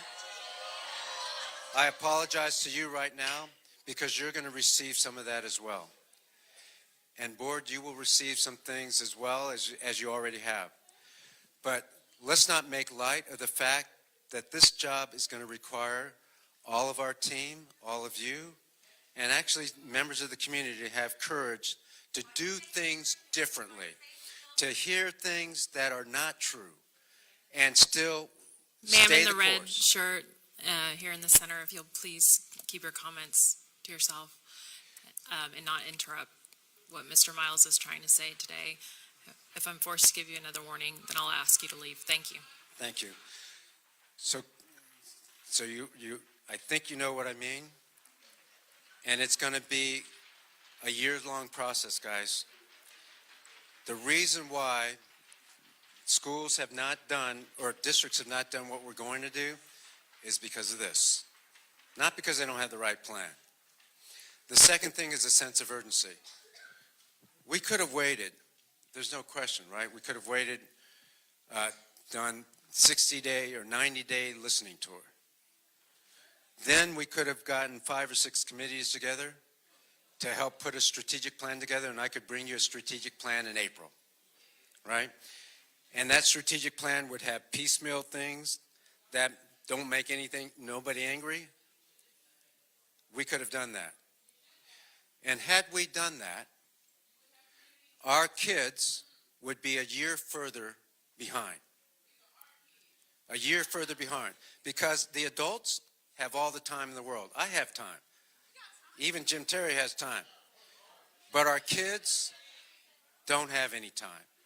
So we have to work with the sense of urgency for kids, to put kids first over adult issues, because adults have time and the kids don't. So, whole-scale systemic reform, how do we do it? You can't do the whole district at one time. You can't do whole-scale reform at one time. It's like building a plane while you're flying it. So the way we do it is what's called split screen. You take a subset of the district, you whole-scale reform it, and then it will, over time, you grow that subset. That's how we do it. And that's why 240 schools this coming year, won't have a lot of changes. 240 schools will have some changes, of course, like special ed we're going to do across the board. We're going to improve special education services across the board regardless of the school. We're going to have a principal eval across the board regardless of the school. But other than that, most of the 240 schools will see very few changes that are substantive. The other schools, however, will be part of the new education system, and they will see whole-scale systemic reform, but mostly in a very supportive way. In fact, I'll tell the board right now, we'll have more data for you. At the principals training last week, many principals came up, and we had a meeting today. This room was filled with principals who are considering, who want to do new education system. They came up to me last week, dozens of them, said they want to do NES, and I wasn't planning on it, but we're considering allowing them to do the NES system if they, on a totally voluntary nature. So we gave some information today that shows you, despite the criticism comments, that the principals understand this is a supportive thing. This is an equity thing. This is more resources to these schools. They get that, and so they want part of it. And so I need to bring the board more information. It's just preliminary, but it's in response to principals who want to do this, not just these 28 schools. All right. So I'm going on a little bit long, so I'm going to rush through the rest of these slides. Before I go any further on the how, does anybody have any other questions before I go further? I do have one question, Superintendent. Good afternoon. Buenas tardes. So I know that in HISD, historically, we've had programs that kind of resembled some of this. Achieve 180, Rise most recently. And I think from what the community has shared historically, that hasn't been as successful. So from a sustainability perspective with this program, how do we make sure that long-term wise, well, short-term in the next 5 or 6 years while you're here, and then long-term wise, it's still successful? I'm trying hard not to give you a movie quote from Gregory Hines' Tap. I don't do it like everybody else, remember? So the reason why those reforms have failed, or have not been as successful or as impactful, because you're absolutely right. I mean, every superintendent has outlined this program, that program, right? Everybody who comes in does that. So why is this going to work? Because it's whole-scale systemic reform. What does that mean? It means you take a school and you fundamentally change all the big pieces around it because it's a system. So we change the instructional model. We improve the curriculum. We change how teachers are coached. We change the evaluation system. We change the staffing model. We change how people are paid. We change how we treat teachers as professional, where their copies are made for them, lesson plans are given. We do all of that at one time because it's whole scale. If you just do one piece of it, it's like curriculum, right? Let's say you say we need a new curriculum, but you don't have a program, or not a program, a system to implement it, to ensure that it's implemented correctly. Then it doesn't work. And you have curriculum or textbooks in boxes in the closet, even though you said you're going to implement a new curriculum. So it's whole-scale systemic reform. Yeah, go ahead. Thank you. I understand the urgency, and seeing the scores you showed earlier, that completely makes sense to me. One thing I do wonder, as you comment on how we won't impact schools that are high performing, is I'd be interested in metrics and understanding what good looks like in HISD. What can you comment on related to that, given our diverse district? Yeah, that's a great question. It involves a number of things, but let me just give you the big bullets on what good looks like. Number one, good looks like great quality instruction. We have spent 4 days with principals. We're going to spend more time with principals. We're going to spend more time with teachers on what exactly that means, so that everybody here, or all my leadership team, can walk into any school and at least have the same common language about this is what great quality instruction looks like. It's research-based. It's well known what good quality instruction, but we need to be consistent, and everybody needs to know, including the superintendent, on down to the assistant principal. So that's number one. Number two is you have to have good, strong curricula, right? So things like a science of reading curriculum, those are the things that you need to help all kids. Number three, you have to be able to have high quality instruction delivered by effective teachers who can get outcomes for kids. And then I can go on, but there's a couple other things. You have to have special education programs so that we're serving our neediest kids instructionally, not just through compliance. We have to have strong CTE programs, career tech ed, so that kids are prepared for college, career, the military, public service, or an industry-approved certification. So our strong schools, when we say effective schools, it's not just the ones that are getting A's and B's. It's the ones that are doing these things for kids. And that's what we'll try to preserve. And right now we have a lot of schools that are doing that. The reason why it's 150 and not 273 is because we have schools that don't need transformation, because they're doing what the things that I just talked about.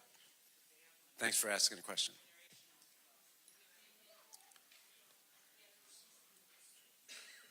Okay. All right, I'm going to race through these. Number one, got to have great quality principals, strong teachers. So effective principals will have effective principals who understand high quality instruction, and they know that their job is going to be improving the quality of instruction for our students. Division superintendents are going to have good unit leaders who then have good principals who are raising the quality of instruction in the classroom every day. There has not been that focus. There will be. Principals have said they're ready to do this. They want compliance and some reports taken off their plate. So we're in the process of looking at every single compliance report that a principal has to do, and we're going to take it off. We can't take everything off their plate, but we can take a whole bunch of it off so that they can focus on instruction and leadership like they want to do. The same thing goes for teachers. Got to have high quality instruction, have to get good feedback. I've never seen a coach on a football field who would show up to practice every 3 or 4 weeks. They're on the field, they're shoulder to shoulder, they're coaching side by side, they're in the classroom doing job-embedded professional development. That's what we're going to have as the second priority work area. Priority work area 3.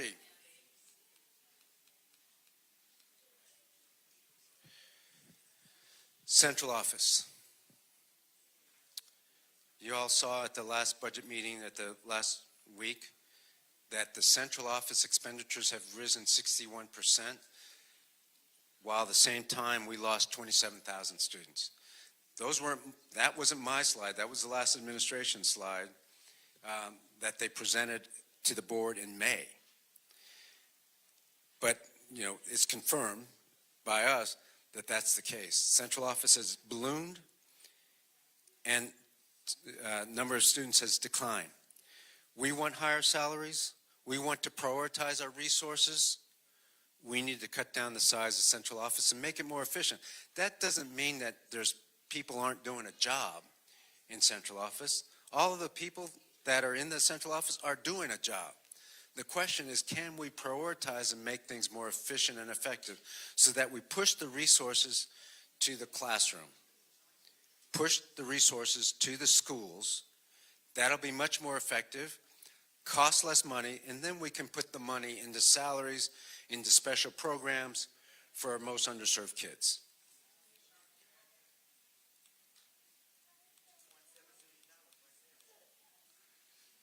Reading. Yes. Reading wars are over. In the end of the day, in order for a kid to read well, they have to be able to decode, that's what the D stands for, and they need language comprehension, which is knowledge, content knowledge, to support that reading. If they don't have content knowledge, it's going to be very tough. So that's one of the things we're going to focus on. Pre-K. Just today, I had a conversation with Marisol from early childhood. I told her one of the things we want to do was start with the NAS schools, and then we'll also try to tackle the 8 early childhood centers. I want only 15 kids in a classroom. 15. Not 22, not 30 like they have right now. Some of the classrooms have 30, some have 22. I said a good reading program for pre-K, or good program for pre-K, has 12 to 15. So she's going to look at that. I asked her to tell me how much that costs. We're going to do it for the NAS schools to start. Then we're going to look at the 8 early childhood centers. We're going to have to spend some money to make sure that the pre-K teacher only has 15 kids, not 22, not 30. I've been in the pre-K classrooms with 25 kids. That's almost an impossible job. So we're going to have 15. I told her also that if, because of the size of the school, let's say they only have 6 classrooms, but they have 70 kids, 15 times 6 is, already the too many or kids in the classroom. If we have to add kids to the classroom, if it's 20 or more, then we have a pre-K teacher and an assistant. You follow me? So we're going to shoot for 15. Can't always do it based on the number of classrooms. You follow me? Then we're going to add a teacher's assistant. So we're serious about this, willing to spend money on this. We're going to start, can't do the whole district, guys, but we're going to start with the NES schools. So you can see, I hope you can see already that NES isn't about taking away. NES is about giving more. And then we're going to do as many other schools as we can. So 8 early childhood centers are all over the district. They're not located in NES. We're going to do the same thing at those centers. And then eventually, if other schools have trouble staffing their pre-K and they have more than 15 in a classroom, we're going to try to cut those back down to 15. Can't do that overnight, but we're going to start that way. So everything we're talking about is more support. It costs money, but we have enough money to do the supports for 28 schools, even if we don't have it for the whole district. All right, number 5, special ed. We've talked about special ed. There's a lot that we have to do. It's not just compliance. SPED teachers are focused on compliance because that was the law and they had too much to do. We're going to put teachers' assistants, we're starting with NES again, more support for NES, not taking from NES. More support, special education in particular. Those teachers will get a teaching assistant who can do some of the compliance things, can put together the paperwork for ARDS, can look at IEP progress monitoring, that sort of thing. That's going to happen in our NES schools, and eventually, I don't want it to seem like only NES is going to do stuff. We're going to do SPED across the district this year. We can't do everything that the NES schools are going to get across the district, but eventually that's where we're headed, okay? Because special education is a national challenge, not just an HISD challenge. And I really respect SPED teachers who teach students with special needs. It's a really hard job, and I'm talking about life skill kids, the teachers also. It's a really hard job, and we need to do something about that to help them teach our kids better. We're pushing the supports to the schools, like I said, and that's a SPED support for every unit. There's 12 units, SPED support to the schools. And yes, we're paying them more. We're also going to do sunrise centers. And people talk about SEL. So one of the things that Houston HISD has done well is wraparound services. There's a program called Purple, Unitas does it, and they do this platform, and every school engages in that, and that's a pretty good wraparound system. It doesn't provide all the answers, of course, but it's a pretty good start. Every school has a wraparound specialist, or I forget the exact title, I think it's wraparound specialist, but that has also been very good for our kids in HISD. So that's not going away. What we're going to do is we're going to add SEL. One of the things we're trying to do is we're going to locate 6 sunrise centers. We're going to try to co-locate them with the community. And that means there's community that part of the community already provides either food service, clothes service, and for our neediest students, we're going to co-locate with them, with the community centers. We're going to invest $2 million in each of these centers, not counting the staff, so that we help them to help us. And that should be good for the community. This is an additive thing for our neediest kids. So the kids who are struggling the most with health or emotional services, they will have their schools, yes, still. And on top of that, we're going to try to benefit the community through Sunrise Center. And our most needy students, or students who are most traumatized, can also have an additional center to go to, as well as their school.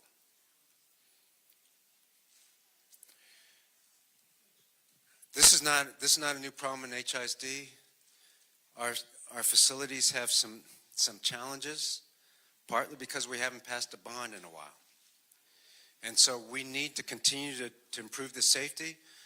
We actually need to improve a bond, but what I've asked Wanda Paul to do is to do another security audit.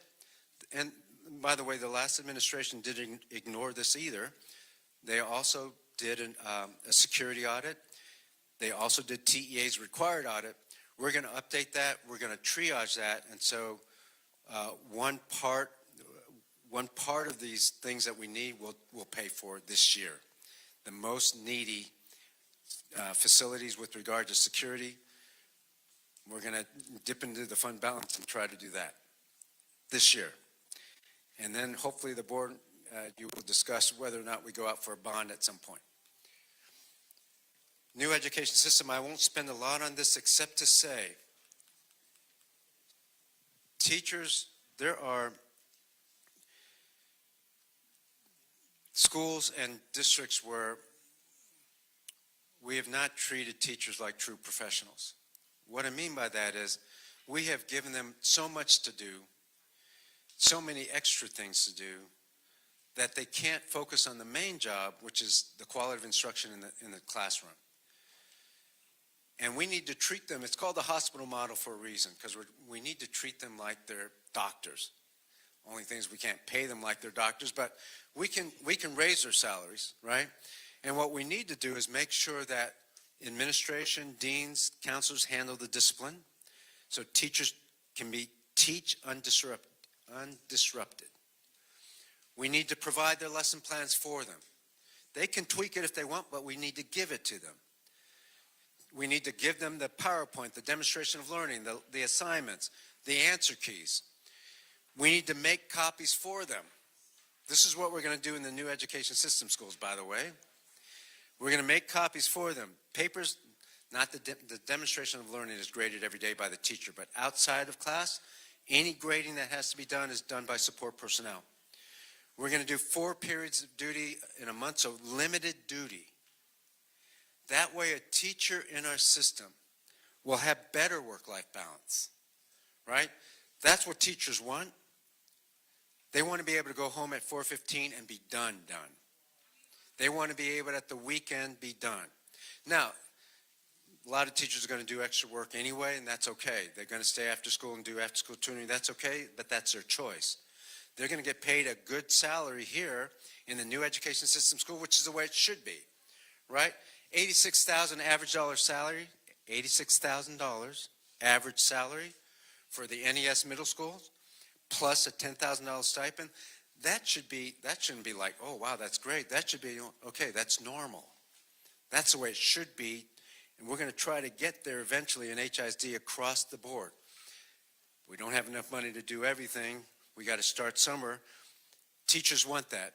Teachers don't want a career ladder where it takes 15 years. You start at $60,000. The last board raised starting salaries to $60,000. That's a good thing. That's a good thing for any district.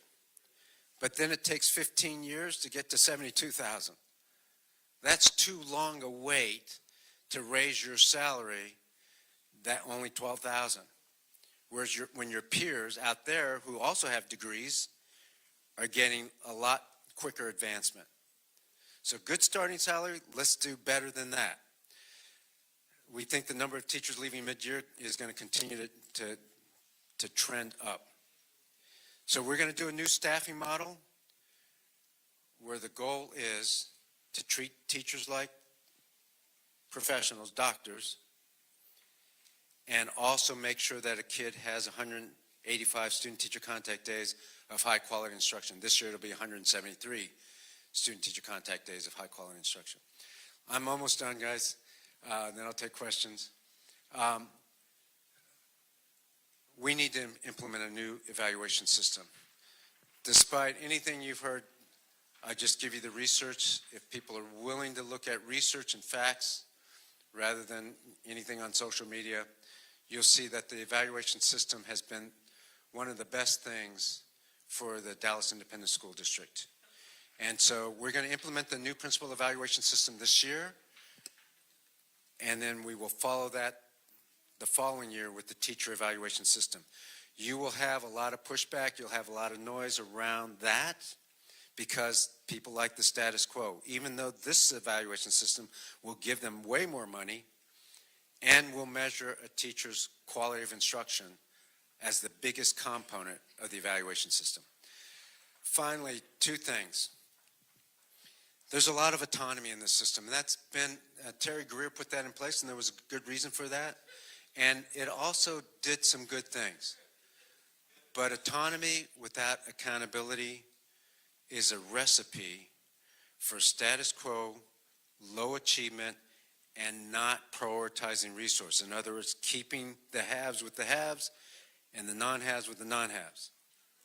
And so you can't have an autonomous system without accountability or without prioritizing resources. I want to say again, this is not an attempt to take away from any of the schools that are doing well, okay?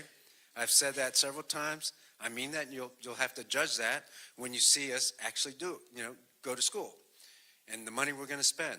Not one magnet school over here is going to lose a program.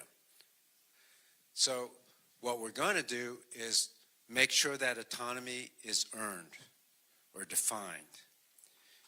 Okay, that's That's what this is about. And then finally, vision is what's required. Of all the things that you want in a superintendent, it's leadership, vision, and making the tough decisions few others are prepared to make.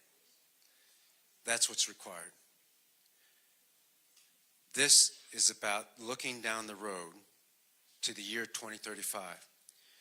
If you don't put stakes in the ground as to a possible future, then any path forward will do, and it's almost always the path you're on, which we have said over and over again is not going to close the achievement gap or get kids prepared.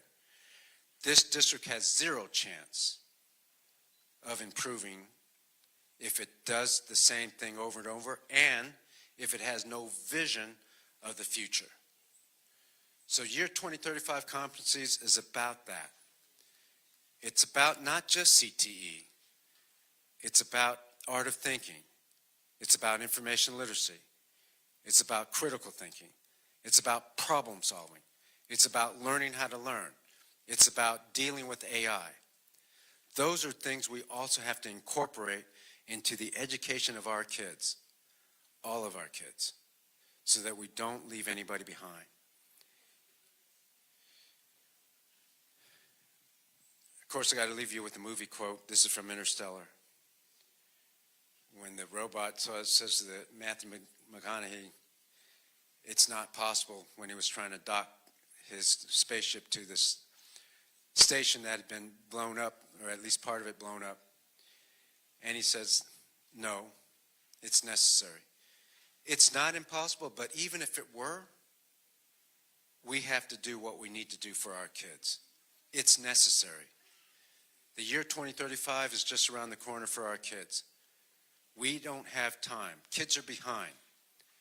Many kids in our high school are already so far behind.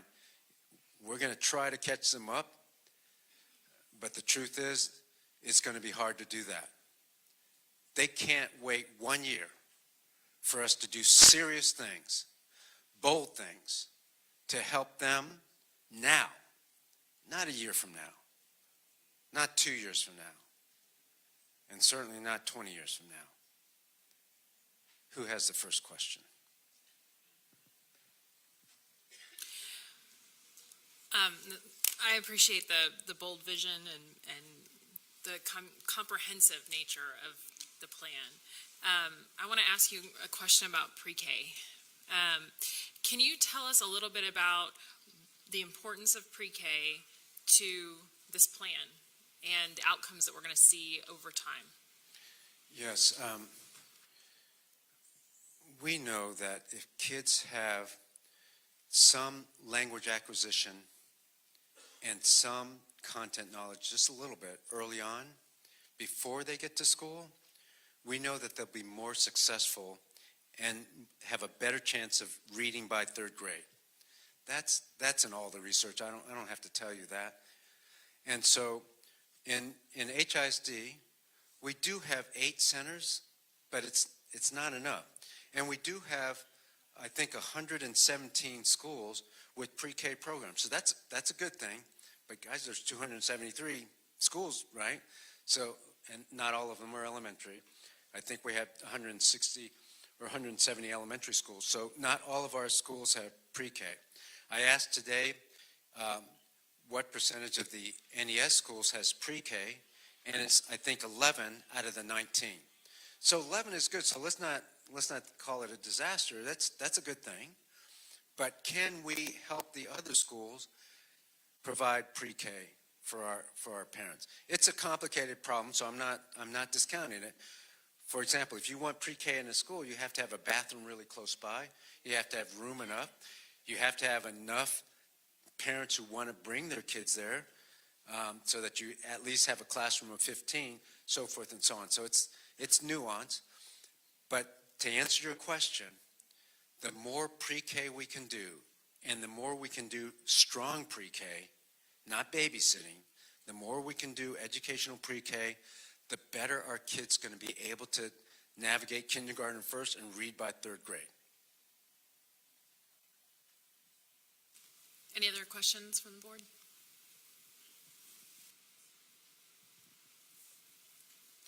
Ms. Lindner? One thing I wonder that I'd appreciate discussing is with this with the plan to incentivize teachers and attract the best teachers to our district and to our neediest classrooms first. What do you think about the, how do I say this? What I'm interested in is exploring how that addresses the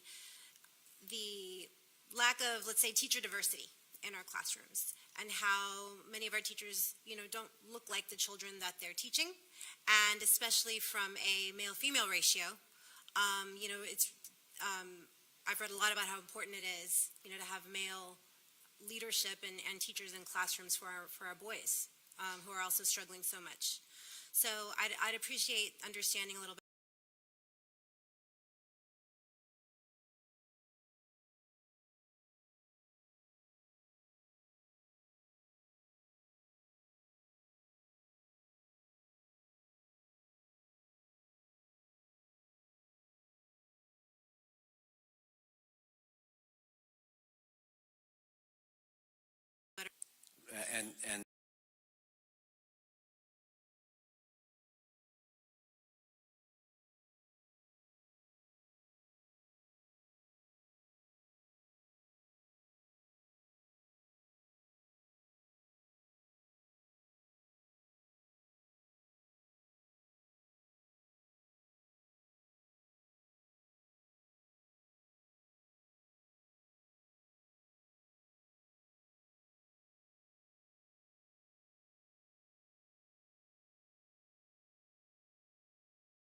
And also from inside the district to serve all of our kids.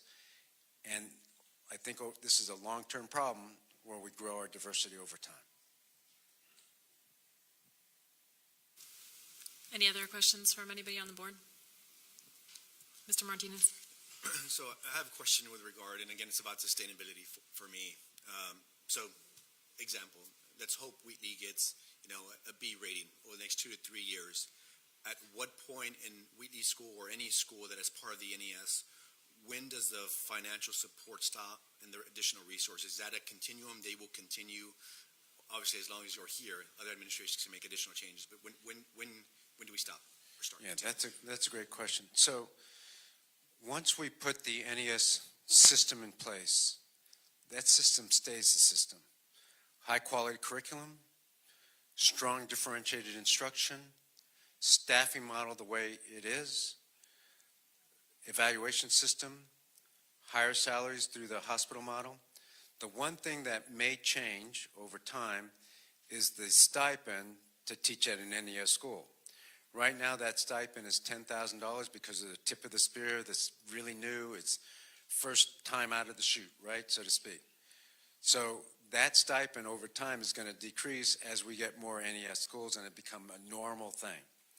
But one of the things, and you may have read this about the ACE program, once the supports for ACE fell off, which should have never happened, once those supports went away, the student proficiency dropped.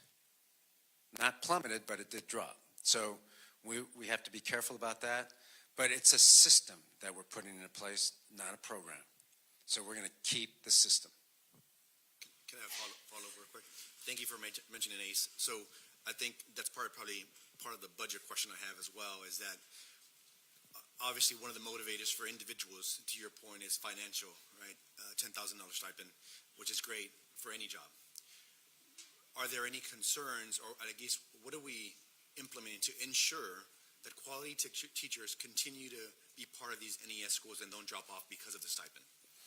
Right. So you're asking all the right questions.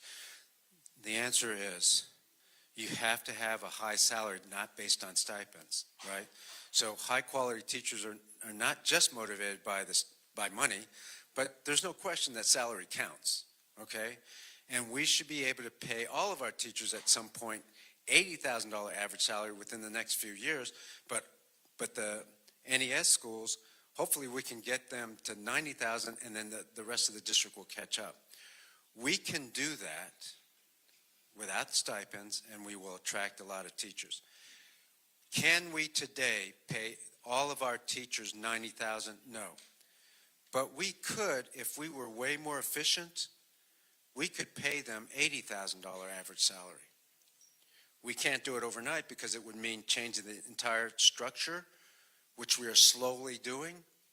But over the next couple of years, and I don't want to pinpoint 3 years, but in the next 3 years or so, we will try to raise the average HISD salary for everybody, $80,000 average salary. Average salary. So some will be making more, some will be making less, but the average salary is $80,000. That is our goal. We can do it if we work much more efficiently, and we will. Madam Chair, I have a question. Just kind of piggybacking off of Member Garza's comments and questions about diversity, I would really like to make sure, and I know that we've discussed this, about making sure that we had not only our teachers and principals and administrators to be able to speak languages that are spoken in those schools. I think that's really important, in particular when we want our parents involved, which I know we do, because that's important for the students, and to make sure that there's, for instance, in the wraparound services, that we have folks that speak the same language as the students, because that makes it incredibly difficult. So I just wanted to make sure that we keep that at the forefront when we're also recruiting. Yeah, that's a great comment. One of the things we did in my last network is we ensured, and this was a requirement imposed by me, no matter what school we were in, because most of our schools had majority Hispanic, the office managers had to be bilingual, because that's the person who greets people at the door, who answers the problem, and then refers them to the right person. And so that was really important to do. I don't know if we can require that here, but that's the intent. That's the thought process, is to do what you're asking for, Trustee Mendoza. Any other questions from the board? Yes, Ozanne Bandy. Thank you, Superintendent, for the information you've provided in this presentation tonight. The Sunrise Centers are a huge, huge opportunity to support our students and families as they face challenges that, have a lot to do with our achievement gap and just the systemic things that we've seen go on and unanswered.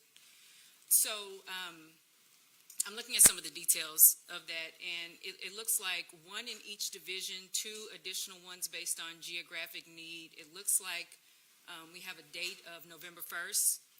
Yes, ma'am. So, 2023, this year.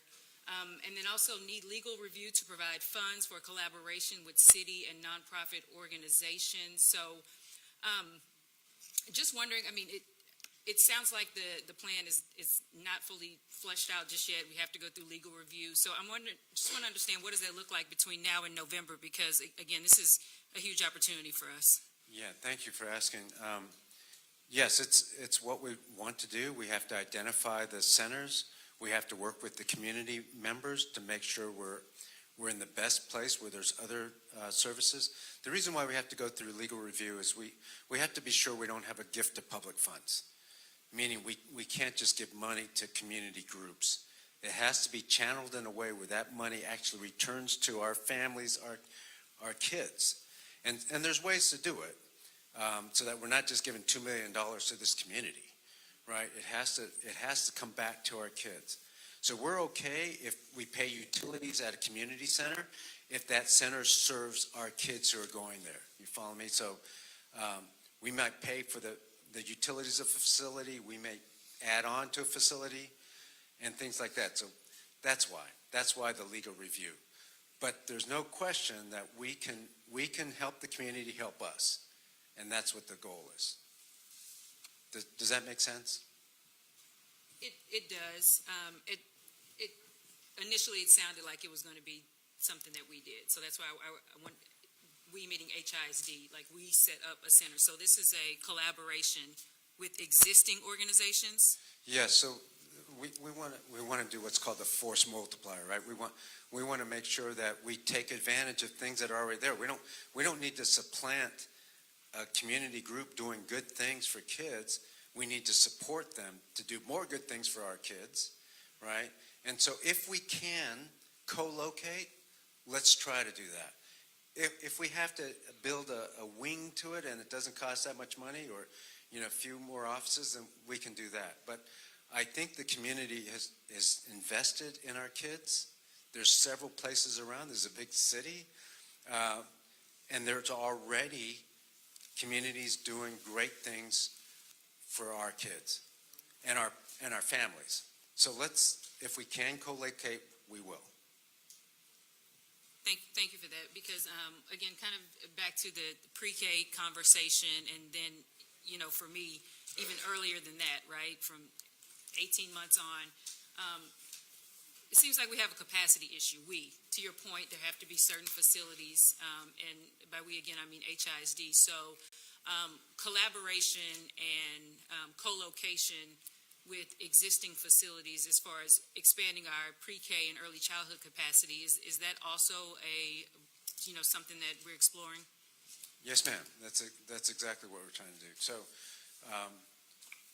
if we know that there are a lot of facilities providing early childhood education, if we can support and have more kids, HISD Kids Serve, we can do that. I have to admit, I don't have all the information around all the early childhood that's happening outside of HISD. And so I'll find out more. We'll focus on both the expansion of the kids in our schools and in the early childhood, but collaboration with others outside who can help more kids, that's also important. Any other questions from the board? Okay. Thank you, Superintendent. That concludes the Destination. Thank you, board members. Thank you. The Destination 2035 presentation and discussion. Next, we will consider the superintendent's agenda items. Board policy requires board members to abstain from all discussion and votes pertaining to contracts that might involve a conflict of interest. Board policy BBFA local defines a conflict of interest as any circumstance that could cast doubt on a board member's ability to act with total objectivity with regard to the district's interests. We will now consider items held for abstention and/or discussion. Our first item held from the consent agenda is item number 2, approval of the 2023-2024 recommended budget. This item was held for discussion by Board Member Rolando Martinez. Mr. Martinez, you have the floor. Thank you. So you answered some of the questions, Superintendent Miles, when you were giving the presentation. So there was one question that I had. The previous board had already recommended $25 million cuts from central office, and I think at the last presentation we mentioned $50 million. Is that in addition to, or is that $25 million, part of that 50? Hello. So as I understand it, the last administration had proposed 15 million, and our proposal is 30 million. The 15 million comes from not counting vacancies mostly, and ours is not just vacancies, but also other cuts. And then as a follow-up, I know we talked about reorganization in central office. Is there a plan as far as when we're going to do that, and a time frame for that? Yes, sir. Thanks for asking. We are doing it in a phased way. It won't feel phased for some folks, but for example, our operations office, custodians, nutritionists, bus drivers, no reorg is happening that I know of this summer. Wanda Paul may do some reorganization throughout the year, and we'll notify you of anything major, but I don't think there's anything major at this time. Partly because the buses are running, food is being provided this summer, custodians are cleaning the buildings and doing our gymnasium floors and all the other things that have to be done. So that is not being reorganized. We are, though, reorganizing some of the other central office functions like school leadership, chief academic office, and human relations, HR. We're trying to do that by the end of June, at least identifying the positions or people so that they have an opportunity to find jobs or to apply for other jobs within the district or elsewhere. We could have waited and dragged this out for another month, but then by the time we get to July, end of July, that doesn't seem fair to people. So that's why the rush right now. One additional question, I think you answered it, but I just want to make sure that the community hears it. Wraparound specialists will remain for this year. Wraparound specialists in the schools, I think there's one in every school, there are 274 of them, will remain in the schools this year. Thank you. May I have a motion on item number 2, approval of the 2023-2024 recommended budget? Madam President, I move to approve this item. Is there a second? I second the motion. I have a motion and a second. Is there any other discussion by any other board member related to this item? We'll now vote on the motion to approve item number 2, approval of the 2023-2024 recommended budget. All in favor, please raise your hand. You may lower your hands. All opposed, please raise your hands. The motion passes. Our last item held from the consent agenda is item number 3, approval to temporarily suspend board policy EHBJ local, special programs, innovative and magnet programs.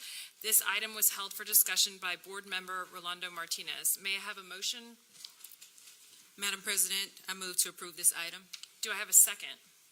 I second the motion. I have a motion and a second. Mr. Martinez, do you have any items to discuss? Yes, thank you again. So when it comes to magnet programs, I know this is a very important topic to our community members. It historically has been. So if my figures are correct, there's about 3,000 students that are currently enrolled in magnet programs in the NES schools. 20%, at least by policy, has to be out of zone. The question I would have is, are there any consequences of suspending this policy, whereas in the future we may need additional seats at other schools where we may need to bus additional students? Ideally, obviously, we don't want to bus students, but is that a possible consequence of this? I don't believe so, because we're going to accommodate magnet programs in the NES schools. Not only are we going to accommodate the magnet programs in the NES schools, but we're going to provide for more experiences, more programs. Those of you who have looked closely at the Third Future Schools model, for example, know that not only do kids get an elective every day where most of the magnet programs sit in the NES schools, but on top of that, they get additional experiences. Things like photography, like martial arts, like dance, like violin, like any number of programs for kids. So kids will be able to do even more. But the answer to your question is we're going to provide those magnet programs. So I think out-of-zone folks who bring their kids to the NES schools magnet programs out of zone can continue to go there knowing that the programs, that the kids will get more. And by the way, we need to do more than a magnet program that has guitar and dance. That's important. We're going to keep that, and on top of that, we need to do more. When you look at some of the magnet schools in some of the areas of town, those schools offer way more programming, way more opportunities for kids. So one of the things we have to do in our NES schools, and not just NES is a start, right? We have to have equity of programming, but not just a little program here or there. Yes, it's going to take some time. There's nothing magic here. There's no magic wand. But you'll see right away that not only will we keep what we're doing, we're going to add to what we're doing, especially in the underserved communities. And I want to follow up with that, if I may. Yeah, please. And so to your point, Superintendent Miles, it is an underserved community. When we see the magnet schools across the district, many of them are pretty much centralized in specific geographic areas. So what I would my suggestion is from a community perspective is that in the future, as we develop, or if they are developing new magnet schools, that we consider this area where NES schools are, that we consider Southeast where limited magnet schools, that we consider Third Ward, that we consider other areas as we develop magnet schools. Yes, sir. Any other discussion, Ms. Ozanne Bandy? So last week when we were talking about this and reviewing it, there were a few questions that we had that I know you said you wanted to talk to some of the principals this week, just about specifics with their programs, what would continue, how we would enhance the programs, and just wondering how those conversations went, any feedback, any revelations that came out of those conversations this week? Yes, so we asked all the principals, my staff did, to give more detail around the magnet programs. And again, once we had the principals identified, and I have information about that I can give the board later, we're going to sit down and make sure that the magnet programs are accommodated. And what I learned is that almost every program can be accommodated in the NES schools.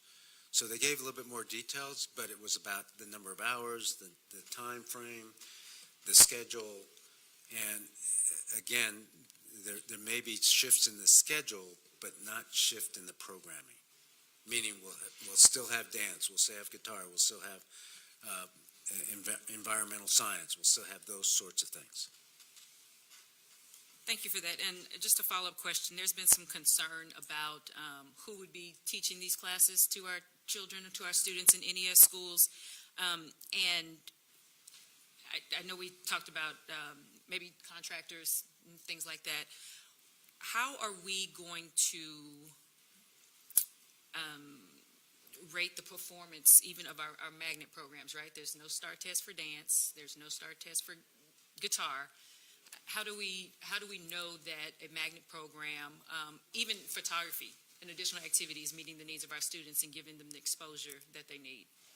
Yeah, thanks for asking. So we rarely do anything, or we will rarely do anything without some sort of metric that says, this is a good photography class, this is a good dance class. If it says Chapter 21 teacher, certified teacher, that teacher will have what we call student learning objectives, goals that the teacher sets that are measurable. So let's say it's a dance teacher. So what is it, teacher, that you want your kids to learn and you can measure in 3 months and then 6 months? What is it? Is it the number of pirouettes? I'm not a dance teacher, obviously, but is it the number of different movements for modern dance? What is it exactly that you're going to teach the kids?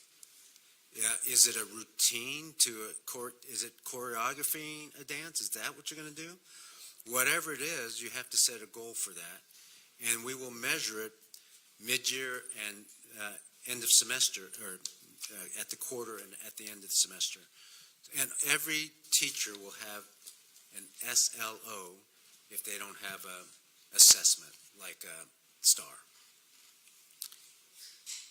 Any other questions from the board on this item number 3? Mr. Martinez? So you mentioned contractors. Are these contractors in the building the entire day, or will they be assigned specific periods where they go in and out?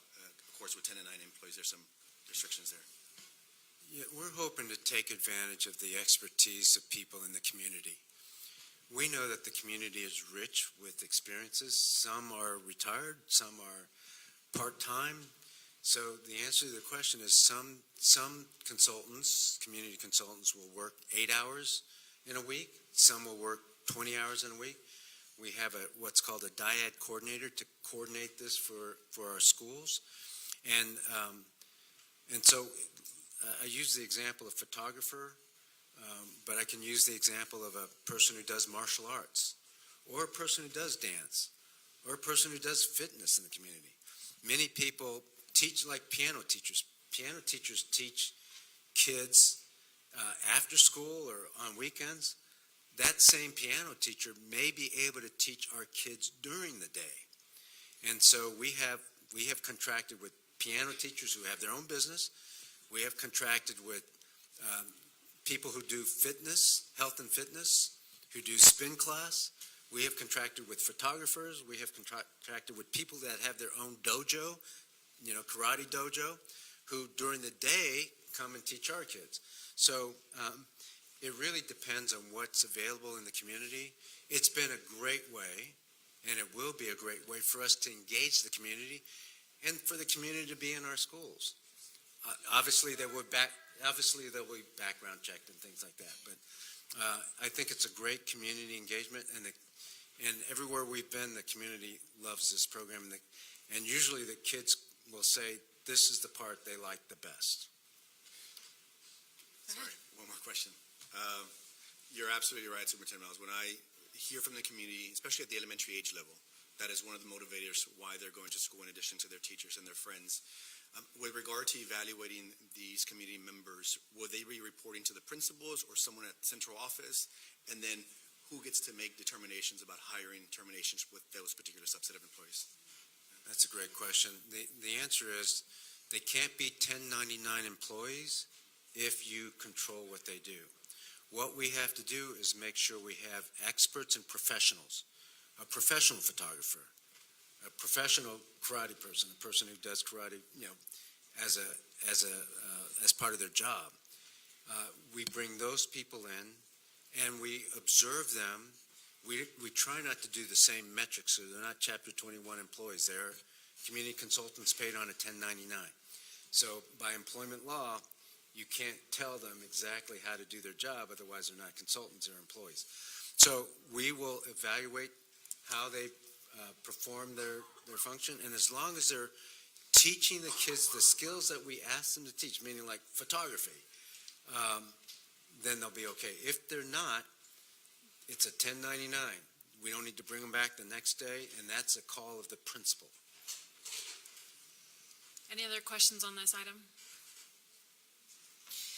We'll now vote on the motion to approve item number 3, approval to temporarily suspend board policy EHBJ local, special programs, innovative and magnet programs.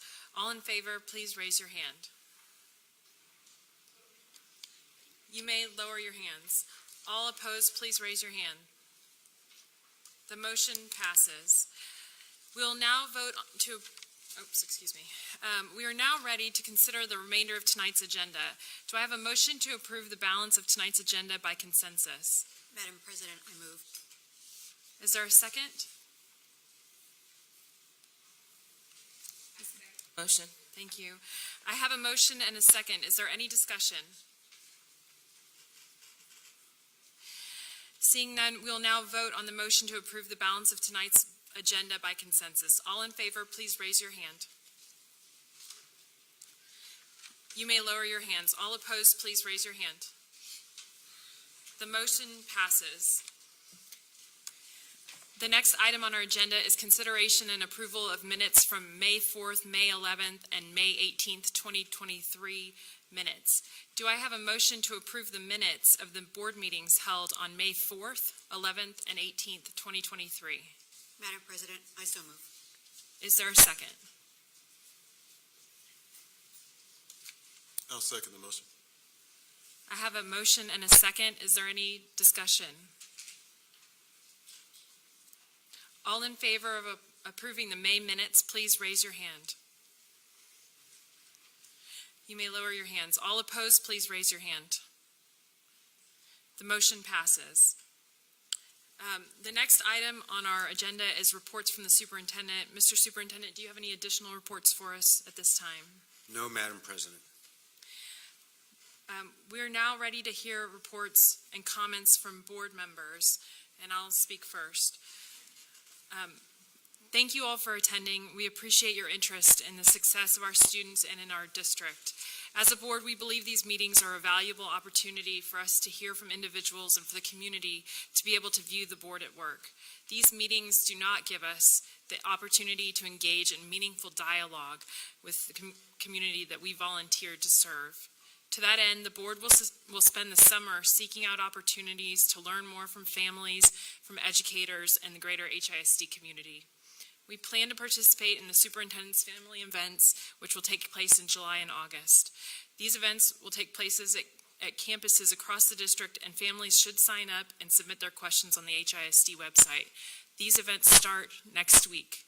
Is that right, Mr. Miles? Yes, ma'am. So please go to the HISD website to check out the locations for those events. We'll be working to meet with each elected trustee in hopes of getting to know the unique perspectives of their trustee districts. And again, we appreciate the support of the trustees. We will meet with community organizations and leaders in July to help build a plan to engage the full community in August. And in August, we will launch our own series of events to hear directly from the community as we craft the goals and constraints that will set HISD on a path to better outcomes for our students. We look forward to seeing all of you and many more members of HISD's community over the summer. The board will now adjourn to closed session under Chapter 551 of Texas Government Code, Open Meetings Act, subsections 5